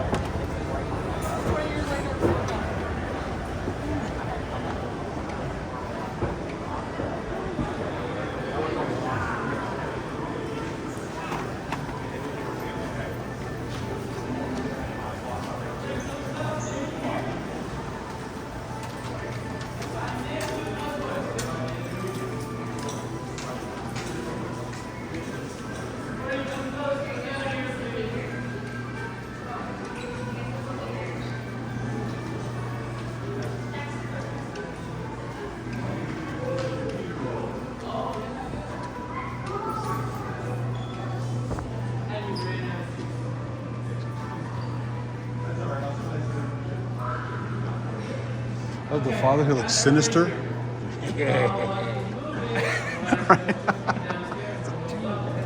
Right?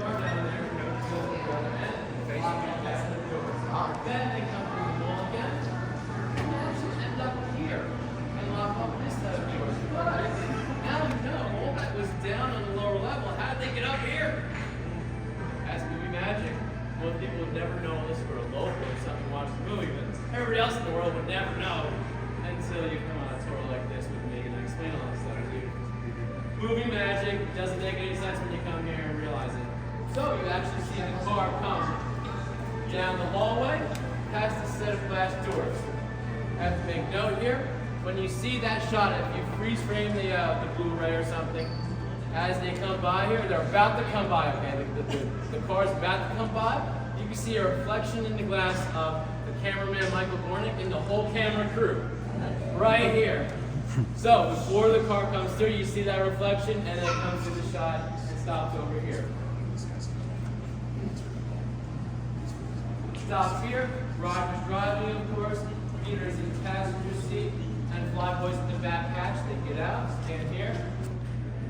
Flyboy, Peter, and this is where Peter says, get it all locked off, and we're going on a hunt.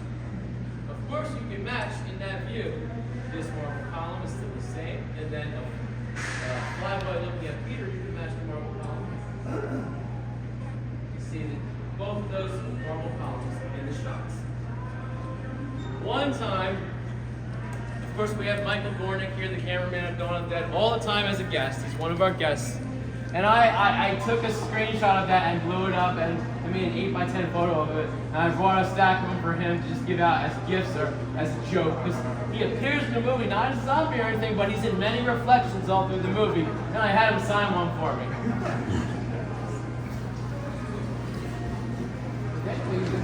Yes?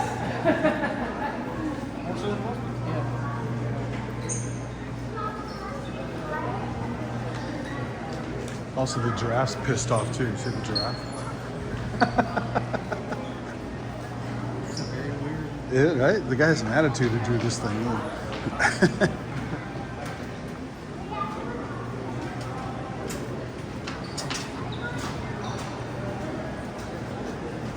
Here's where all the movies are getting weirded out. Everybody come over here, please.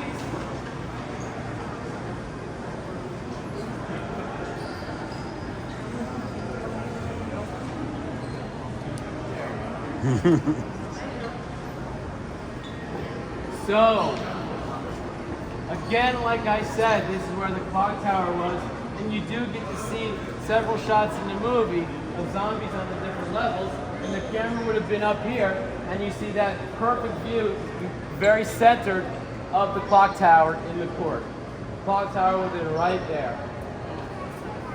Not much else was filmed on this middle section here, or end section of the movie up top. Now, I'll explain more about that in a second. But, of course, the Living Dead Museum is right there. Everybody, please visit the Living Dead Museum if you have not. He's got a lot of great props and things in there, a gift shop. It's really cool. Check it out. Of course, the Living Dead Museum puts on this whole event. So, yeah, support them. Awesome. Awesome. Of course, how it works on the show and anything over at the price.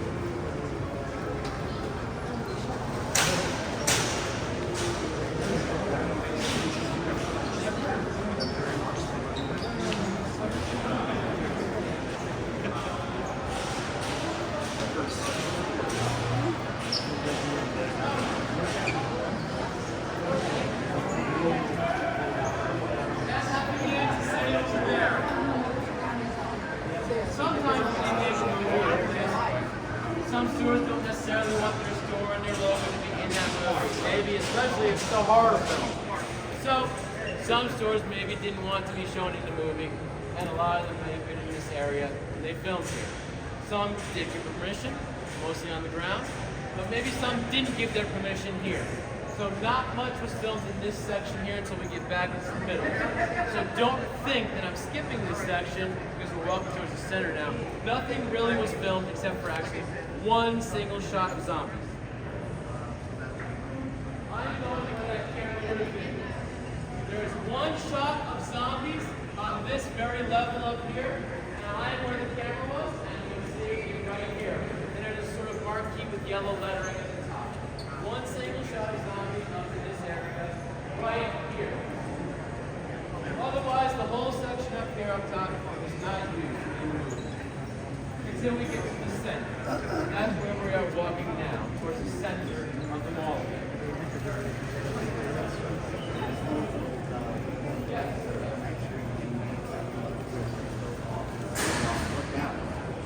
Fucking crazy. And then the next day, I was talking to Tasso about it.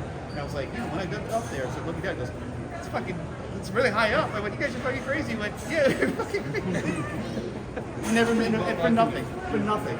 Just to, it'd be fun to just jump off the balcony.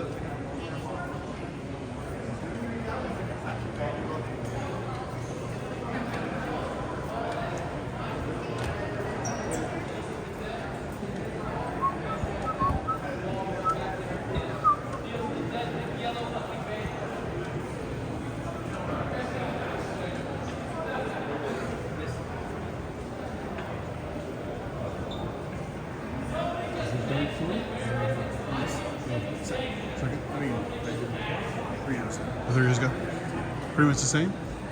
Yeah. He really hasn't added much. I think he's taken a couple of things out. He didn't find some new angles or...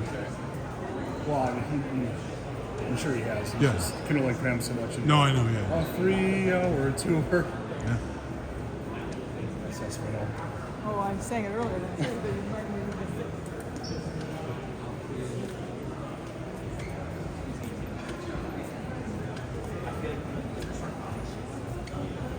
I don't think I've seen one person at Victoria's Secret all the times I've been to this mall. It's always empty.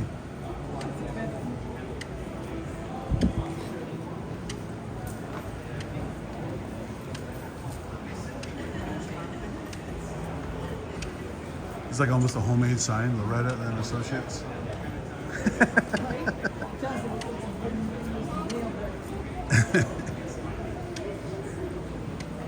Gary Merlin didn't have a banner, and I saw. I said, "What are you doing?" Arts and Crafts was making it out of pencil and like Yeah. freaking brown craft paper. I was like, "There you go. Future artistic." District.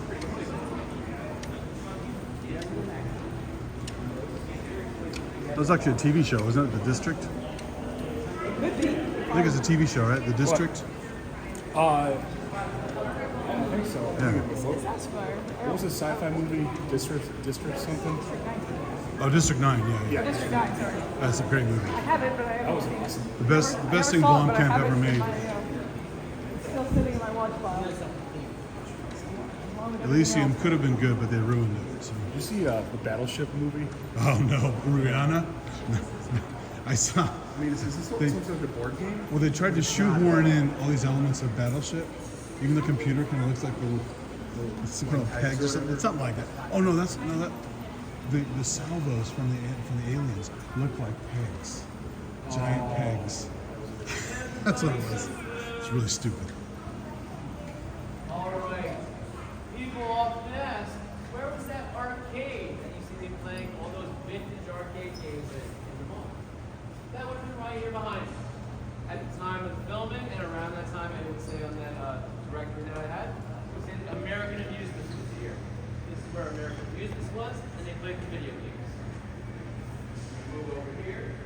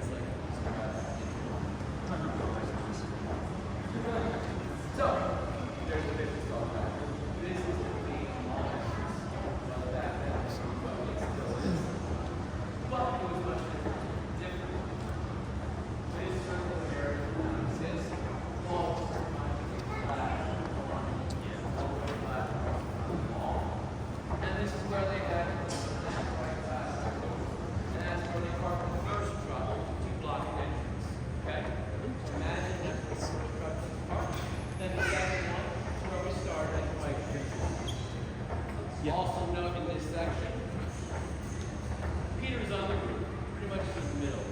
And he's playing tennis. Remember that? Grabs a couple of leaves and a ball rolls off the ledge. It's in the middle of it. Close to the back, but still in the middle. This is how filming works. The next shot is an off the ledge. Right below, you'll see over the ledge, you'll see two sort of metal poles. And that's off at the back of the mold, right against the ledge. First against the ledge. Then the third shot is right outside the front here where they parked that first truck. Probably right about out here. Where we're standing. 3 different places, make up a series of shots, and that's a sequence of the film. You never know that unless you've been to the group, see how it all relates. I've been to the group many times and I understand how it all relates. And I have to tell this to you. At high level, attention to detail.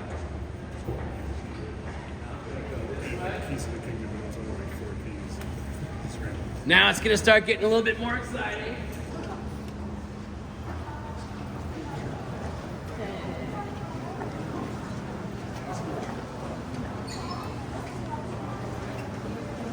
I've got my zombie warriors.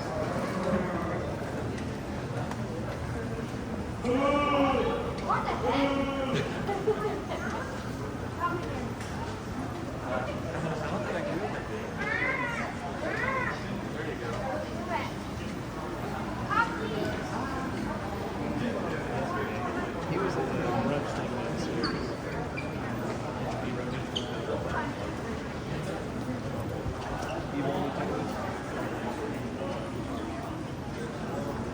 So where are they holding that day screen? In the theater?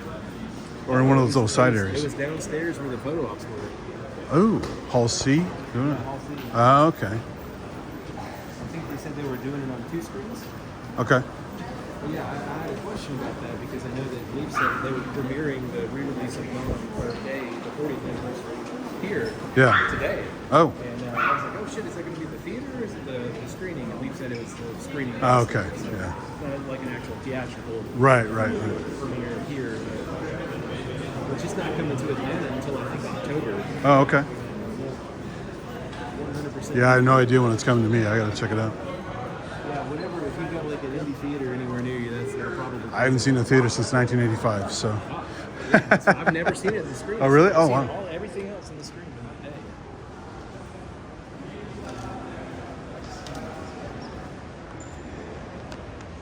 Everybody come close over here. Of course, as I stated below, Jason Benning is in the middle of the wall originally. This is where we are in the middle. This is where Jason Benning was originally. If you look at the floor here, you can see the original floor and then where it goes into the new floor of the building. So essentially, the last where Jason Benning is right here. So then,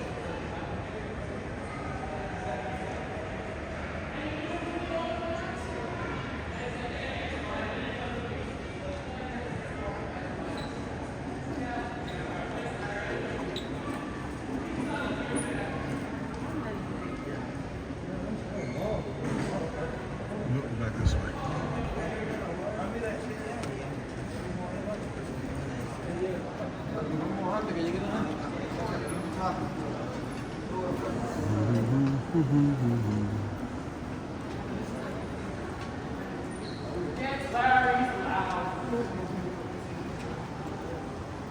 that a new shirt? Is it a new shirt? I haven't seen that one before. Yeah.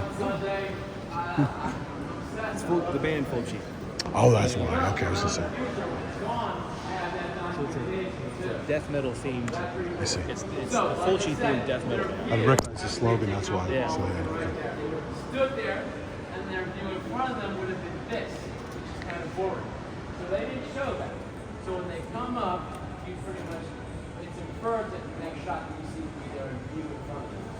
That view is actually from up high, and you see this view of the mall, which is supposed to be in front of them. It's not actually, because they're standing over there looking this way. Sorry. And I noticed that you can see on the side so close to the shot that they're dirty. Which means you can this right here is where the bank was. Where they said money. It would have been the bank right here. Equal bank. And then beside it would have been the brown dirt. So now we're getting to the hallway area, and if you follow what I just said, and I said it a little bit there, they would come from their hallway over there, run through here so many times and pass so many zombies, and go through these cutting doors over there. That's how they would go. Hallway, basic entrance. Does it all make sense when I explain these things to you? It does. I try to do it well so you can understand.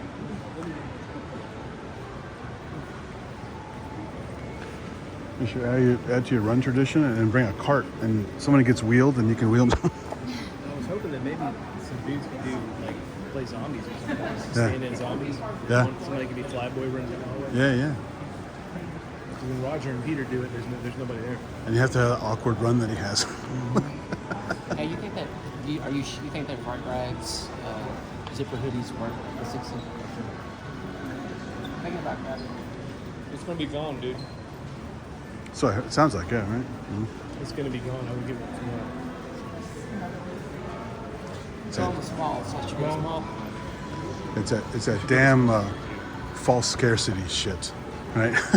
They said front rags is going to be releasing them, right? No, whatever's left over, they're gonna put it on. So whatever doesn't sell here, that's what I'm saying. If you want one, I'll go and get one. Yeah. And smile. Her dad was like, just what you need. As much as I want to save the money, I'll probably have to get one too. I wish they would do another one with Bond, like a different style. Yeah. I don't like the blue. I don't either. I wish they would re-release the one they did for The red one, right? 45th, yeah. Yeah, I missed that one.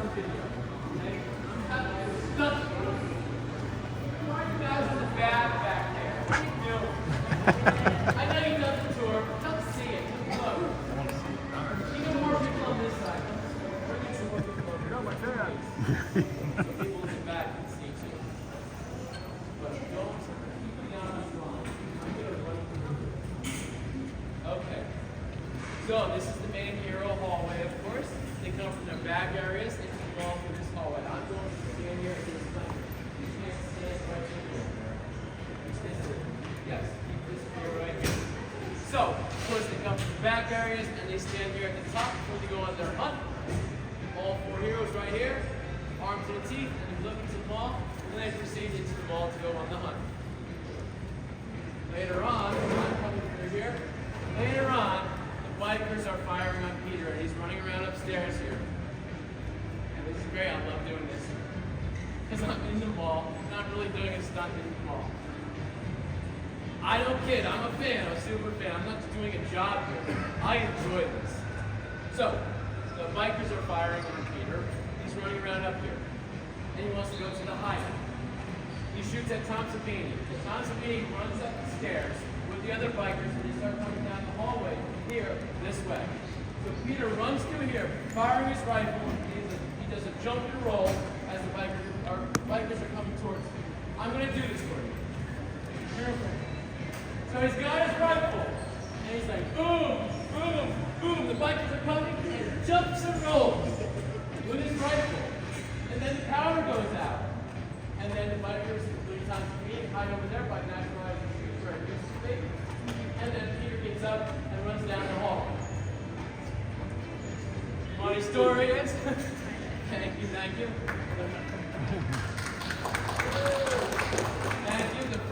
time that I ever did that role was in front of Ken Foree. Okay? Listen to this. You guys can come through now. You can come through there. 2017 is the first time we had tours here at the mall and had Living Dead Weekend here at the mall. So we had photo ops here where the heroes stood in the movie. We had them all lined up. David M.D. wasn't here, but Ken Foree was here, Scott Reiner, and Galen Ross. And we were lining up people for the photo op. And I said to Ken and them, I'm standing there with them helping with the photo ops. You know, when I do the tours, I sort of do recreations, reenactments. I think I'm going to do this now, that role that you do, Ken. I do it right in front of him. He's standing right here. He's like, better use me with my knees. It was incredible. But and then afterwards, I did it on every tour since 2017. I always do it. Like I said, main hallway. Now I'm going to stand right here, so everybody come around close. Can you see me? Everybody come around close. You come around. Okay. When they come to the back areas to go into You Scott Kellaway today? Peter and Roger.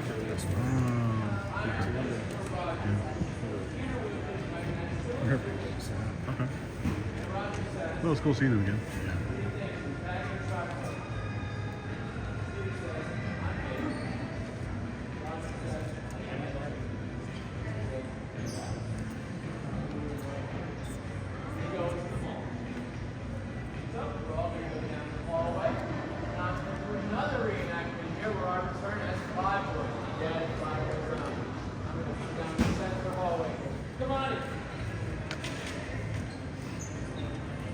Now I can see his version. I don't think I've seen him do it yet. I'm gonna ask for a volunteer.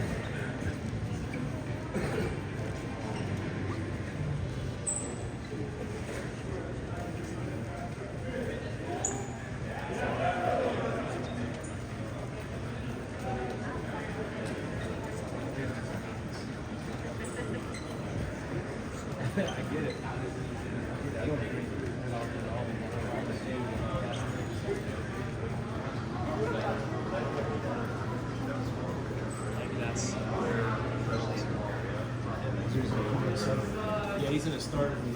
We're gonna ask for a volunteer.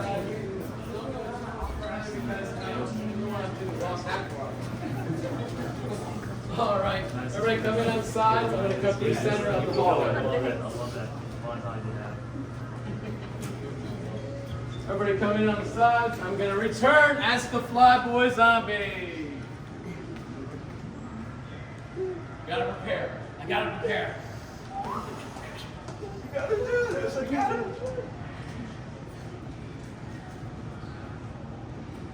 What the heck? What are you doing?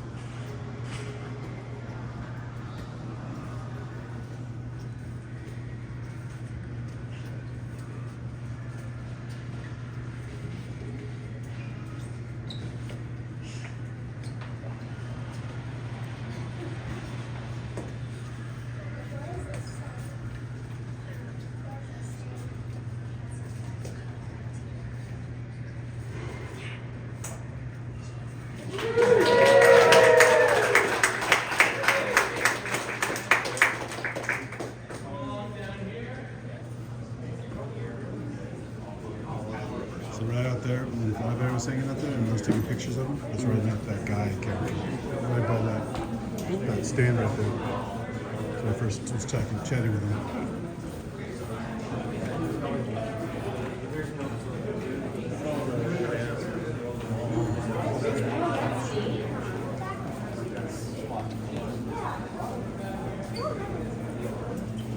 You missed what I said earlier.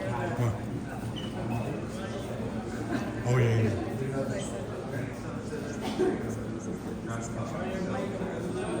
Hey, oh. Ouch. Everybody come close, come down here, come to the center, and everything. Right?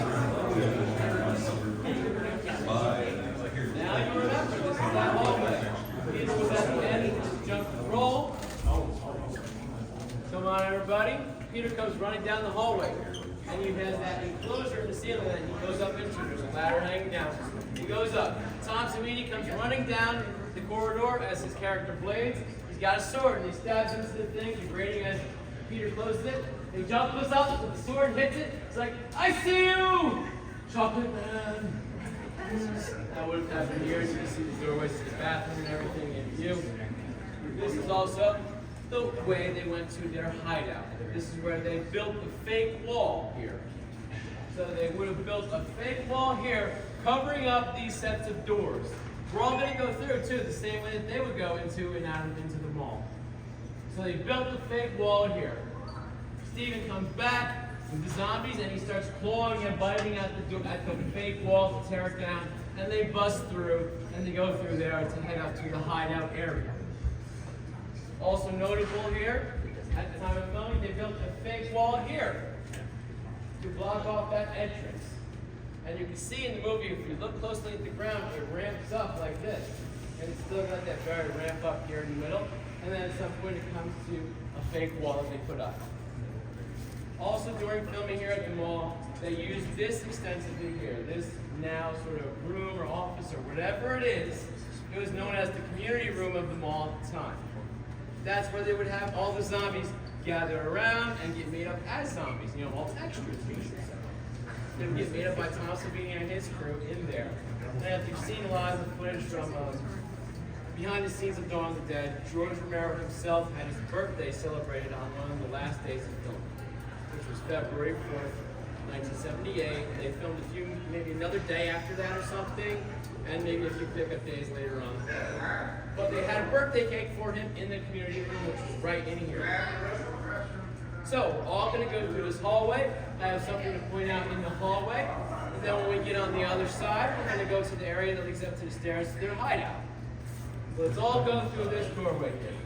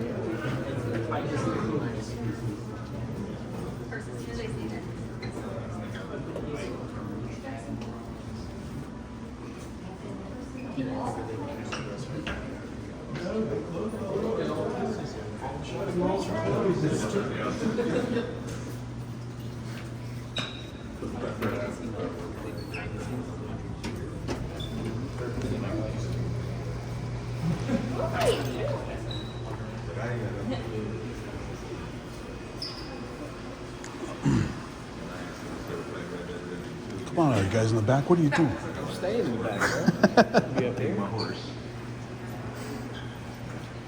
Okay, it keeps yelling out. Where are you? Talking about you? Me and everyone else too. Larry's official videographer. We're really gonna get up there. It's part of the club, man. It's all right. It's up to the side. I got a nice shot of this. Oh, sorry. Get a shot of this. Thank you.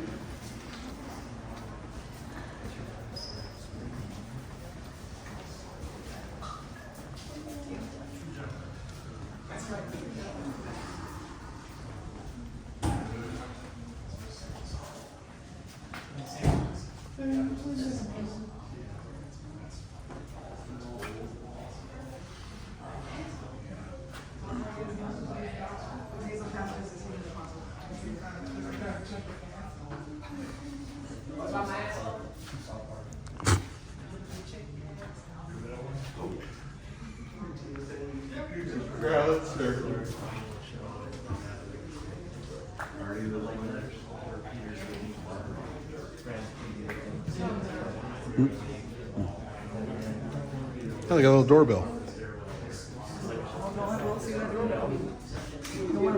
It won't work because Naturalizer's dead now. Yeah.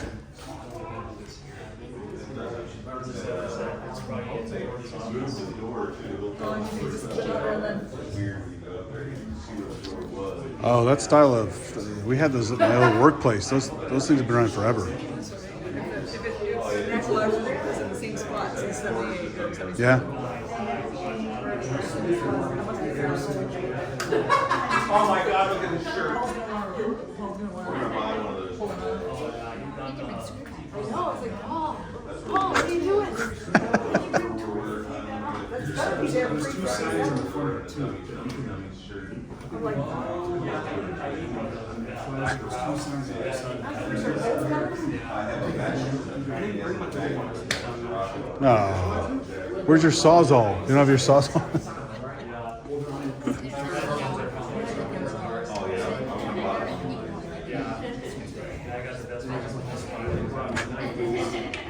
Well, we used to have a brand, so it's kind of closed. Well, that's close, yeah.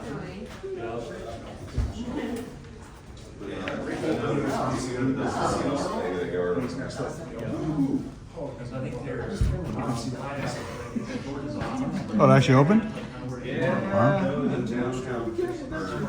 Well, it's dead anyway. No one's in there.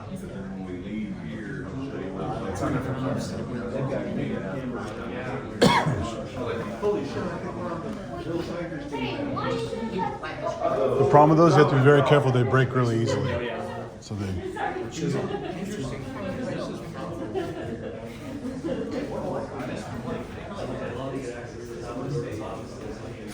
I was messing with the one Saturday. We watched the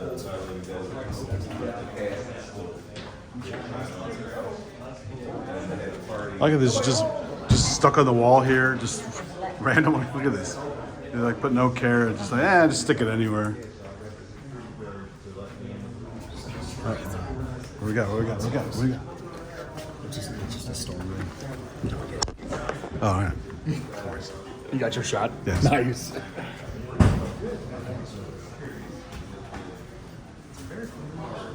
Things remembered.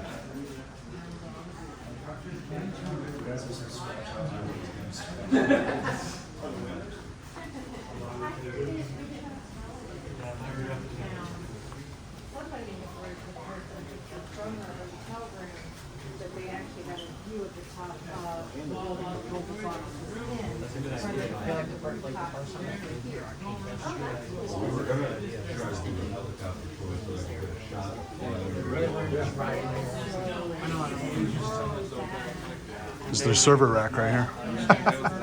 Go down that hall. Never knew. press the button. Did you ring the doorbell for naturalizer? No, I just opened the door. I saw you open the door. But I was like, oh, don't let Will see that button. And he said, oh no, it's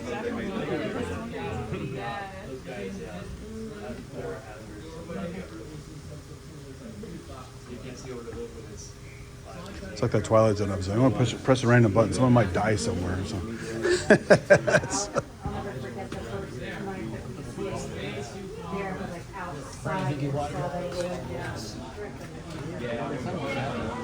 I'm gonna shit on these walls, right? leftovers from the first time Larry did it. He released himself. We actually had a thing we called the bathroom gate at work because it looked like somebody had like jizzed on the bathroom wall and had drained it, and because it discolors after a while, right? And so it turned out somebody was just hawking loogies on the wall.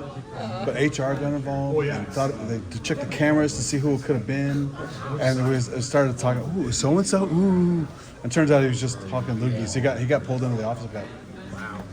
It was all for nothing, right? But so they thought he was whacking on the walls. You don't figure out where you hit the wall. I think it was further back. It wasn't too far. I would love just to Good have. question for Larry. I would just love.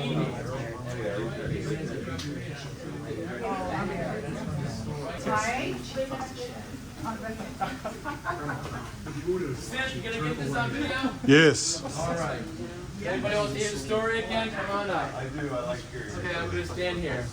You guys can come in front of me and around me. Come on through, Seth. Don't get too Wherever you close. want to stand to film it. Although this is my good side, so it'd be best if you film from over here. Trade with you. Come on over here. Trade with me. Just be real. Better angle for you. Okay, so, of course, me being who I am, I want to understand how everything relates in the movie and where it took place. So if you follow the logic of the movie, they're up on the roof. Come through the glass enclosure to their hideout. Go down the stairs. Go through the control room. They come into a hallway, this very hallway, and go into the mall. So I come back here trying to relate to the movie, and I've seen the screenshots, and I have it on my phone. I compare. In the distance, you can see some of those fuse boxes, or maybe telephone boxes, or whatever might be there, in the distance from where they come out of an alcove or doorway. Now I'm back here looking, and I go to that alcove doorway. It's way, way too far. It doesn't relate properly to where those boxes are and where the doorway is. So I'm like, that doesn't work. It's got to be somewhere else, different hallway, or maybe something changed, okay? And then another trip, I'm like, it's mystifying me. I happen to look and notice right here. Look at this. This is unpainted sheetrock, and it doesn't match the rest of the wall. They filled this in. They never bothered to make it match the rest of the wall, but they didn't have to. This is where the alcove was. They filled it in. And then to further prove the point, at one point Steven comes through and there's a close-up of his face as he comes through the alcove and doorway. You can see written on the wall, B, B, and B. I never get the name right. It might be Bailey, Brooks, and Biddle. I could be wrong. People always correct me. What is it? Bed Bath and Beyond. No, it didn't exist then. It was like Bailey, Brooks, and Biddle, and you see somebody wrote it on there for maybe delivery people coming back, find the door, B, B, and B. It's on the wall in pencil or pen. So that pretty much proves it to me. This is the spot. Of course, during the movie, the heroes killed the Hare Krishna zombie, and they deposited the body outside that alcove. Would have been right out here. This is it. Where did Peter hit his when he at the end? It was on that side of the wall, wasn't it? I didn't look that part up. I just watched it yesterday. I think it was on that side of the wall. I would think. Because he was coming down and he goes, damn. Yeah, I would think so. Let's go out there. I'm the other expert.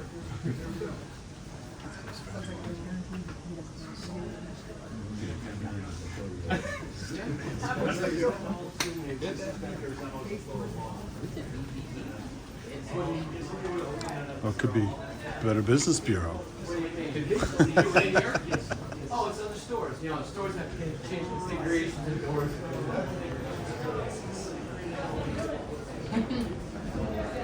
Oh, there's a little heart sticker on here. Isn't that cute?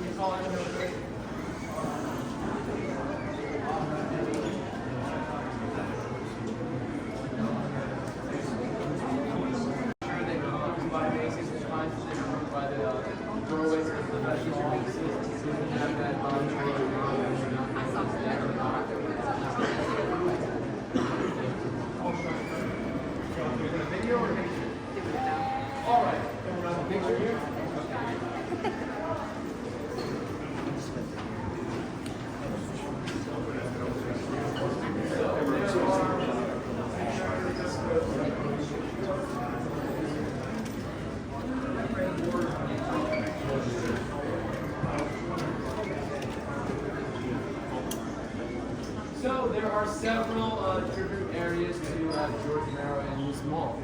Of course, the George Romero bust is one tribute area in Romero Court.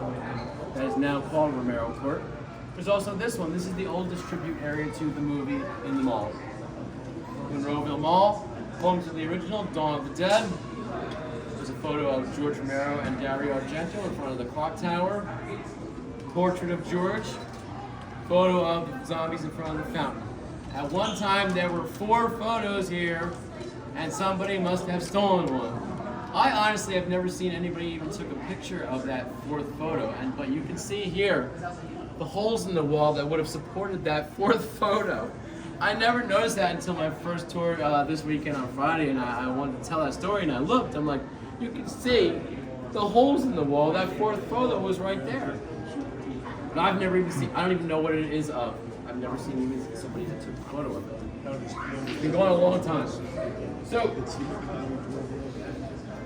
gotta make sure this thing is open.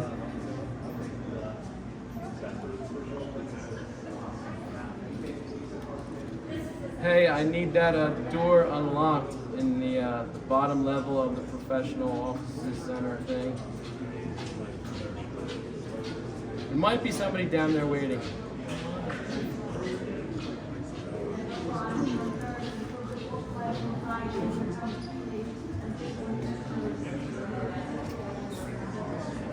We're gonna do 412-373. Yeah, that guy said he was going off duty, so someone else got to take over. Okay, well, we're gonna go down there. We're gonna go through this doorway, and we're gonna go through a series of hallways that leads to the stairway that goes to the hideout.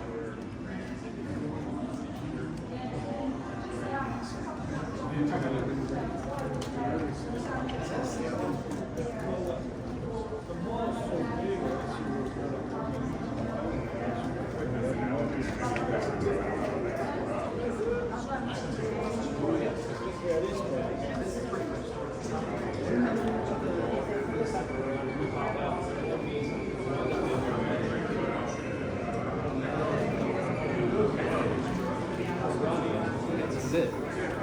I don't think this is good for Yeah, look, because we're all I'm taking my time. It's certain times it's when I get to I have no time. Really get some good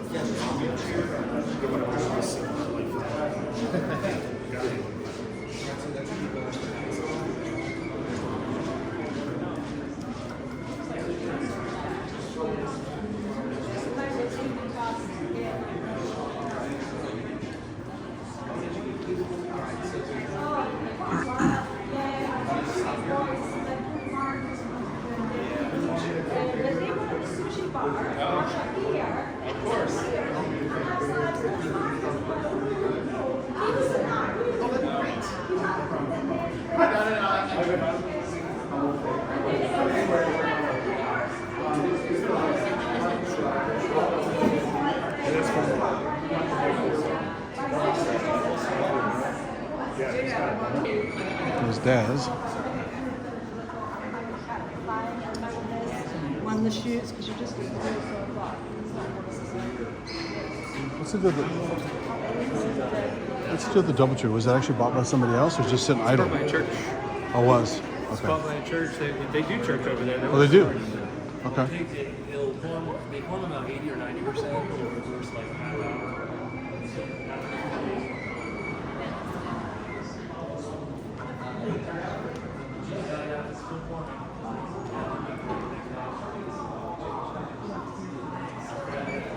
Alrighty. Yeah, we're definitely, yeah. There's the Dawn of the Dead wall there. Yeah. Thank you. Just one next door because it comes back. Yeah. I'll hold it. Okay.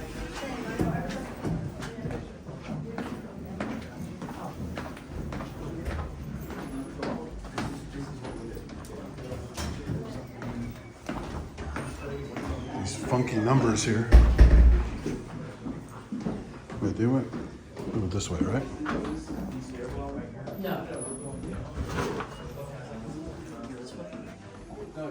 It's that way, right? Yeah. We went here once by accident, so yeah. We did that. Remember that? What? Were you? Oh, you weren't on that tour. It was another guy. I was with some guys. We went down that hallway by accident. We went way down in the offices.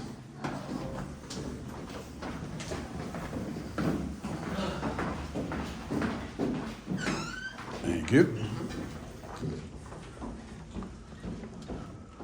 Ah, down here.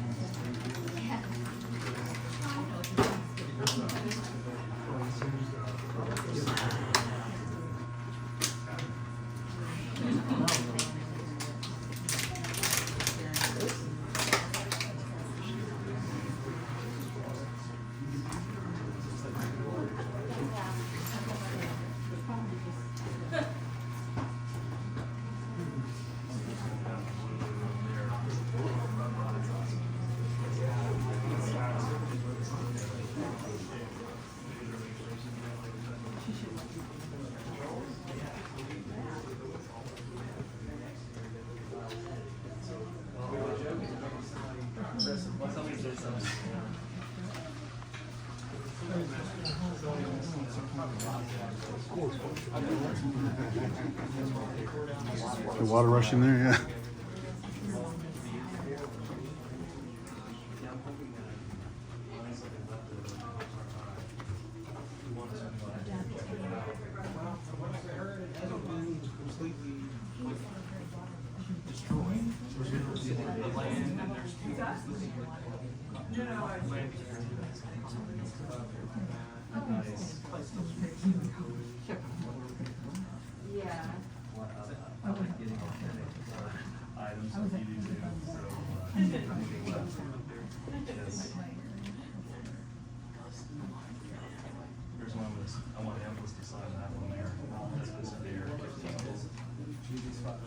That's what I'm thinking. I got a red marker on the sign right here.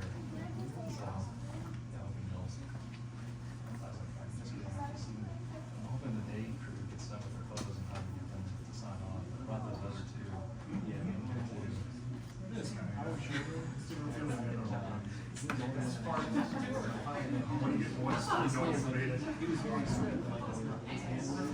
It actually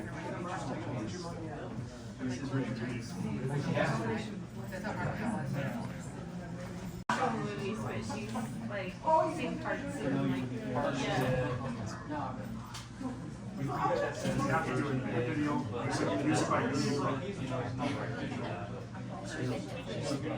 I know where that is. Does it? You see Loch Ness and like they get it, you know, to measure that.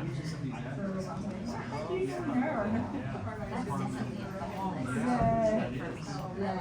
She's like Loch Ness. Loch Ness is beautiful. I need to go again. There's a lot of places in Scotland I've not been. I've not been to Stirling where the Wolves and Moles and that is. So I need to go to that. I'd love to go back to Edinburgh for the Great Barry Bobby. Have you heard of him? Yeah. Some people are like, yeah, so they Google about it. So if you ever get a chance to go to Edinburgh, say go there, you know. So because I think it's obviously a Byron because of the University. One thing about going to Scotland and Edinburgh, but we're going to the work of looking, but I think we'll go at some point. I said we need to visit Great Barry Bobby. Excuse me. Very touristy. Yeah, absolutely. Oh yeah,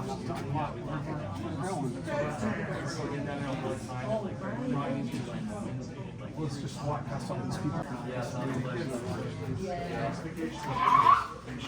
got the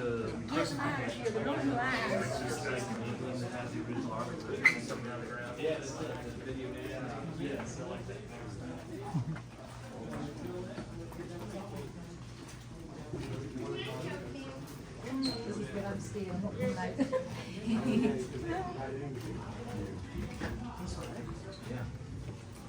Is that the end of things? Just from the east hour.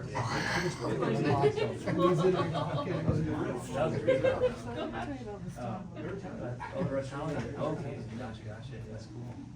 Nice. It makes me feel a little better.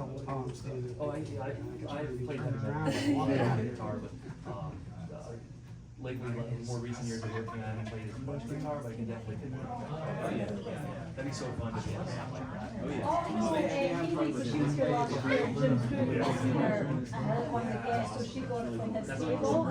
Yes. So the reason I'm bringing him because he goes and Where's y'all from? And so I was like, he's with us. I'm So from yeah. Plattsburgh, New York, so it's like it's more northeast in New York than Yeah, we're trying to get him we're half an hour away to from Marcus. Montreal. He was together, he was like talking to Jim. Yeah, when we were in Fort Myers, and we all got the video call. And he said, you can just tell, it's like all the hard times you did back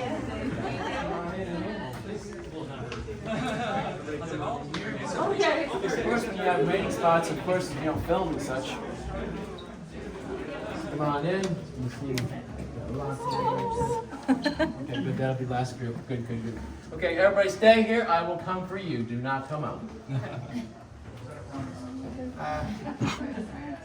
I'm going to stand at the very top. You're going to be able to see me at the top.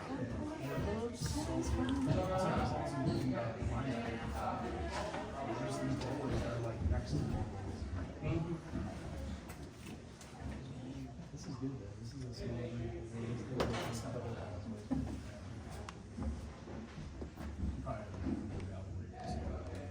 I'm so glad he's taking the time to put the groups through, because, you know, go on some tours, they'll talk. People in the back, they're like, oh, you didn't hear real well. Yeah, I know, because it's good, because it gives them, you have time to have a proper look on the stairs, you know, so. Yeah, this bit for me is the main part for me. I just love this part. It's like, I don't want to go. Enjoyable. It is. Honestly, the back half is the best. The first half, it's all cities and highways, and then when you get towards the end, all the mountains. It's beautiful stuff. So it's like, what, like 11-hour drive? About 12 hours. 12 hours? Yeah, 11 to 12 hours, depending on traffic. I used to be able to do that when I was in college, but not Well, anymore. we would, but you know, bringing family and dogs and stuff like that, we got to take a break. What part of Atlanta? Now, we live in Newton.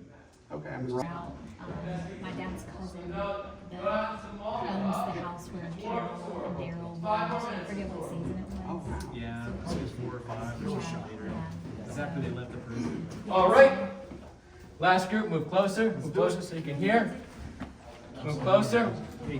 Come on in even. Come on in. All right. All right. Yeah. Perfect. So, I have a YouTube channel called WGON TV. I've got a lot of George Romero related content on that, and on one of the things I have there is some news magazine footage filmed locally for a TV station. And in that footage you see George Romero in this very hallway. You see these series of doors. George is here giving direction to Ken Forey and Scott Reiniger. And then you see George there and cameraman Michael Gornick standing here with his camera. And beyond him you see somebody back there, like in Matt's spot, where Matt is mean mugging. He's got a mean look on his face. It's producer, owner, and controller of Dawn of the Dead, Richard Rubenstein. He's back there, and then if you know Richard and his reputation, it very much makes sense because he's known as kind of earmuffs. He's kind of a dick. He's an a-hole, okay? He's known as that. Almost nobody likes him. He's just a very tough customer, tough in business. That's how he is. And when you see him back there in that photo, it's just like, oh my God, it makes sense. That's how Richard is. Let's go upstairs. Actually, why don't we let everybody else go first? Yeah. We'll step to the side.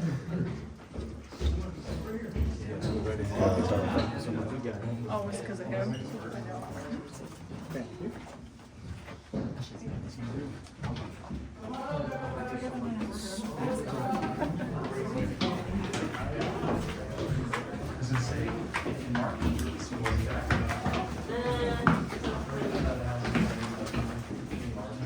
Is it? There's a spot up the, see up there? Go.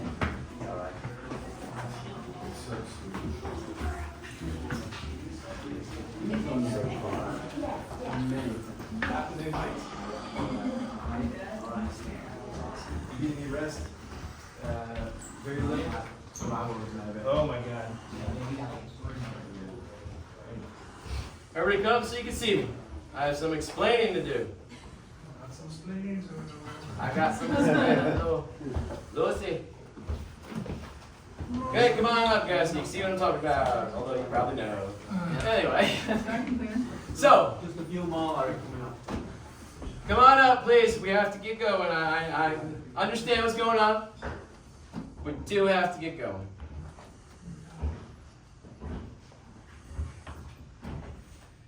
Make sure you can see me. I'm speaking at the top here. I'm pointing out some things. If you can't see me, you're not going to understand. You guys can move up a little bit, maybe a couple spaces. It's over here by. All right. So you're going to say, hey, Larry, we've seen the movie. We've seen it a lot, many times. Wouldn't you say there's supposed to be a door here? And you would be correct when you say that. The door should be here. So let me tell you what happened. I came here about 2012 on a trip, and I want to come, and I have different missions every time I come up on a trip. You know, trying to learn where the stairway is from Dawn of the Dead, find this location, that location. And on that trip, I decided I want to try to find this very stairway from the movie. So I come out with Daz, my buddy, he's down there, webmaster for Living Dead Weekend, and Kevin Christ and Mandy, who run the museum and own the event. We go and grab some garbage bags under the guise of taking out the trash, and we go through all the back hallways and up and down all the different sets of stairs are all through this mall, and there are a ton of different hallways and sets of stairs. And I knew it had to have the right colored walls, and it needed to have the right depth and width of steps, and then also at the bottom it had to have a door that would be closed like this and swing open like that. When Flyboy returns, you see the door slide open like that. Okay? So I look at all these different ones, all different colors and whatnot. I go down to the bottom of all the sets of stairs. The door doesn't even open like that in any of them. It's always like an opening or a door that's there instead of here. All different spots, none of it matches. So I come on another trip after looking 2 hours on that one.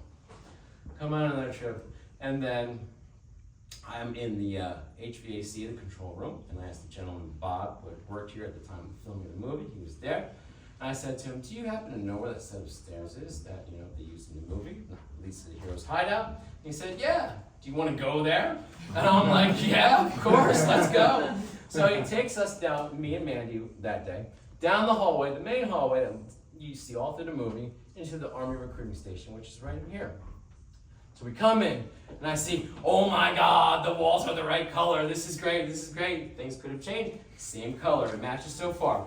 I run all the way down to see the door opens the proper way. And the door opens just like that. I'm like, yes, this is it. But then I say, Bob, isn't there supposed to be a door here? It's like, yeah, well, here's what happened. At one time, this actually led into the main mall offices, and they moved their offices elsewhere in the complex, and they made this a leased space. They did not want to have this door going into the main part of the leased space, so they moved it here, and now it opens into the lobby of that leased space. And then to further illustrate that point, you look at the rest of the room. All the cinder blocks are pretty uniform in their construction of this stairway. You get over here, you can see a straight line, and it's no longer uniform. It's where they filled in the doorway. Yeah. So all of that goes to prove what happened here. Of course, if you're a super fan, you might know this, and if you're a casual fan, you might not know this. The actual hideout area where they lived was a set. It was not beyond this doorway. It was in the top floor of an office building, 3 doors down from George Romero's own office building on Fort Pitt Boulevard. So it was a set, their actual hideout. So now we've established this is the spot. You'll remember in the movie, Steven's asleep and the guy's going to the mall. He wakes up and he's like, they're maniacs. And then he goes to follow them. Okay, so he goes running down the stairs. Franny comes to the railing and says, Steven, you're Steven. Steven, for God's sakes, let's get up to the roof. She wants to leave everybody. And he says, we can't leave those guys down there. That happens right here. And then, if you guys can spread the way there and clear the corner just a little bit, look on the back of your program, you see the shot of Peter coming back after the bike parade. He is standing right in that corner. You can match up the colors and even the brickwork and the indentations and like the imperfections around the bricks. He's standing right there. Of course, Franny's right here. He's standing there. Franny comes running down, and Peter stops her as she's about to go. She's going to freak out and cry. She knows she's probably lost her man. And it happens right here. Just wait a while and see. It's very touching. Just wait a while. It's very touching scene. Let's just wait a while and see. We'll just wait a while and see. Let's go. We're gonna exit through this doorway here. Go down the hallway and up the stairs. I'm not done here yet. We only have a couple minutes left of the tour. Yeah, I'm just getting. We're going up there. Squeeze it in, squeeze it in. Squeeze it in. Sitting here. It almost took me out, Sid. Sorry, backpack sticking up. See everybody? Right, you ready? Can you see me? Yeah. Yep. Okay. One more. Okay, cool. Got it? Thanks, man. I'm gonna get one shot from the top.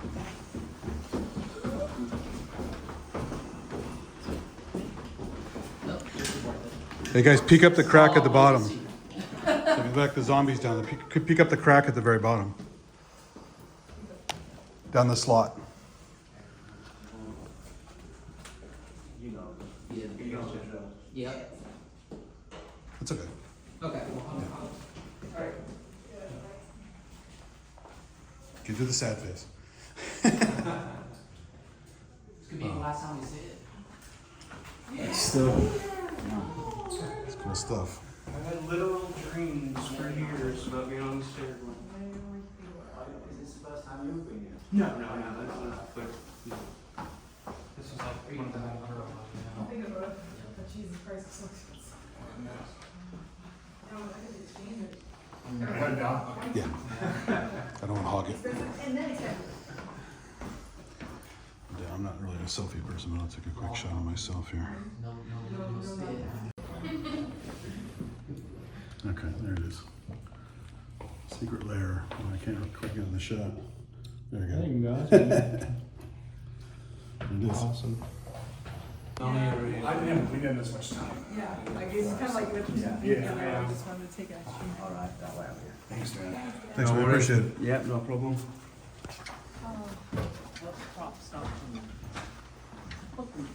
It's gonna have to list some money.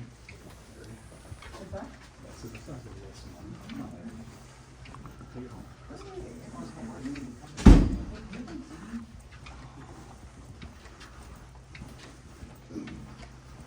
More marble.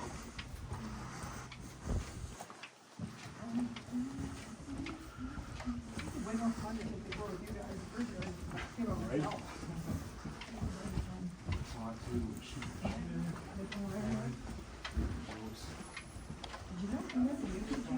I did not.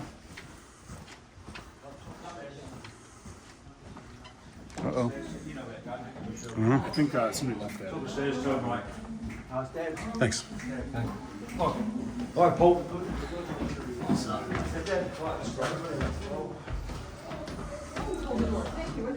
Cheesy painted graphics here. These are great. Right? Those have been here forever, I'm sure. Oh, yeah? Thanks. Come on through. You got it.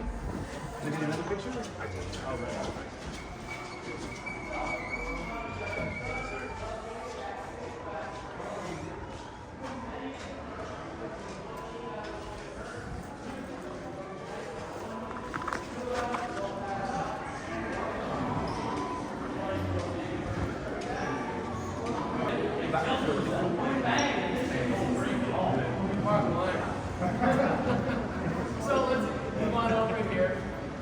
Make sure Daz is here to take the photo. We're going to take a group photo. Let's go this way.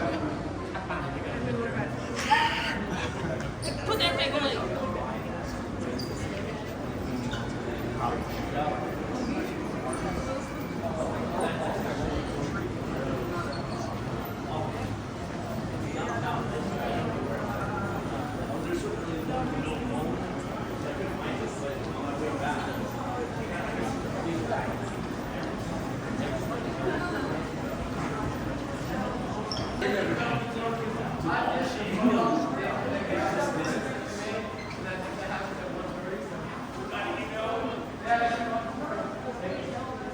So in the movie, you might wonder where they had Fran and the previous scene where she made herself up. Stephen had his haircut. My friend put him in here because it was involved with his father's mustache.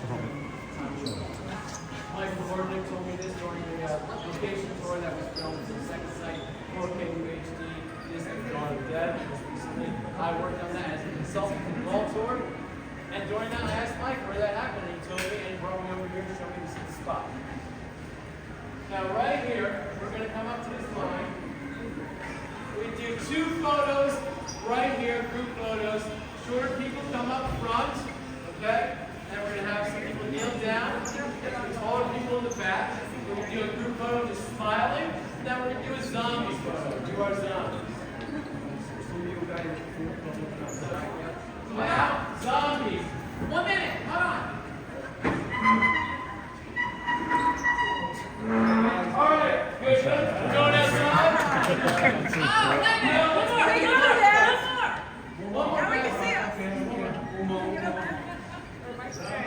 That's actually smart.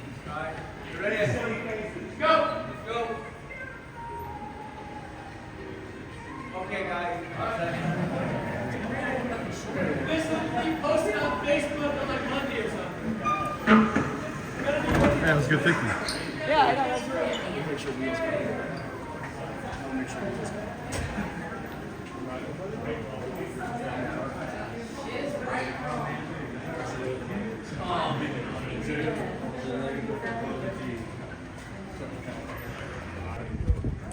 I haven't smoked cigarettes in February. I just do it when I'm hanging out with friends and stuff at events. Like, I'm happy when I see this, so I'm going to celebrate.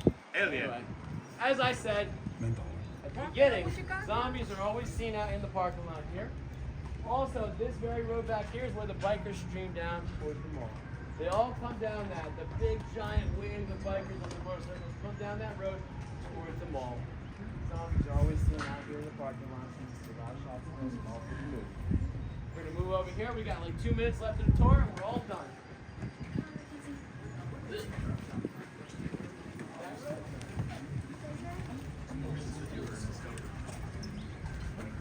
Yeah. You can recreate the scene with the thing having to fit with the cart. Do you know when you first came, they had, do you know the movies? Yeah. Down below and you see on this car?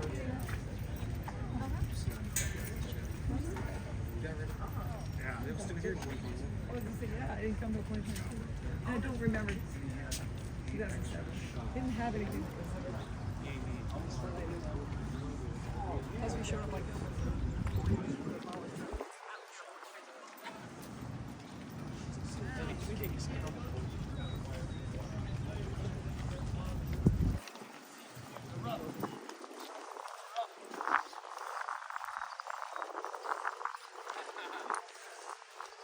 So, you should be able to recognize that square sort of structure there at the top on the roof. You see that a lot through the movie. The helicopter would have been situated to the right of that square top of the building, right to the right of it, okay? The glass enclosure that they go through to go into their hideout would have been right beside it on the left side, right by those sort of hooks there. That's where the glass enclosure would be that goes to their hideout. Then of course you see those machines there. There's power's all on, might be nuclear. See that? And then beyond them is where Penn played tennis, okay? Of course that second shot of the ball coming off the roof, you see those hooks. So, of course at the end of the movie, they come up, they get in the helicopter, just Peter and Franny. They lift off, they're right there, and they swing around as the zombies all come towards the helicopter, and they fly off into the distance, and that's the end of the movie, and that's the end of the tour. Thank you all for coming on the tour. I love talking about Dawn of the Dead in this mall. I appreciate it. This is not the last tour. We are hopefully going to have 2 more events, one in October and possibly one next June. We don't have signed contracts for them yet, so we have not announced them. But we're hopefully going to have 2 more Living Dead weekends before whatever happens to this property happens. But we don't have contracts for them yet. Michael, let me get a cigarette, bro. Did they actually, regardless if this is a real helicopter, thank you for what you do, Larry. Yeah, a real helicopter was on the roof, landed and took off from there, and it had to have a real landing pad because for safety reasons, you gotta do the real shit. So the mall will for sure, whether Living Dead Weekend happens in June or not next year, the mall will still for sure be here next June. Possibly. That's what we hear. Okay. That's the word. I think nobody knows what's going to happen on the mall. That's fair, and I get that. But yeah, I wanted to see if at least it was not. I need your help too. Stop it. Let me see if you cough after you smoke. Inhale, no? I'm good. Wow. Thank you all for coming. Thank you. Thank you. It was a great Thank you. Thanks for coming. You probably will. I'm 30 minutes. Where just I told everybody he doesn't expect. weren't any plaques anywhere in the mall before, just there's a Monroeville bus that has a plaque in front of it. Oh, watch out, cars. Not over here, not in here. No. No, it's almost all the same. They were from this mall. Right here. Clutch? Yes, stand over here. Very good, Larry. Thank you. Thank you. Were you guys really paying attention or just having a nice conversation? No. Good job, man. Good job. Thank you. Are you based here in Pittsburgh, or I live in South Carolina. do you come to Pittsburgh a lot? As much as I can, but typically only maybe 2-3 times a year. Because I was going to ask, I have my own car business. See that little red Ford Escape down there? That's my own car business. Next time you come into the Berg, I'll take care of you and give you a discount. Okay, I never wash my car, so that's good. Yeah. I mean, if you come into the... I honestly only wash it sometimes when I come up for events. I didn't even do it this trip. No, I'm talking about driving. I do my own driving. I'm better than Uber and stuff like that. I got my own car company. Oh, well, I drive up. But I mean, if you come to the airport or whatever, you need rides or whatever, friends or whatever. Oh, gotcha. Anybody in the business, I'll take care of them. Gotcha. Watch out in the road there. Just say, you know, Chuck, that's the owner, that's me. Yeah, can't beat it. Very good. I got that. Yeah. Made me walk up and down all the steps. I figured you can't get in the car. I gotta get to that Ridge photo op. I didn't get it yet. It's coming up like any minute.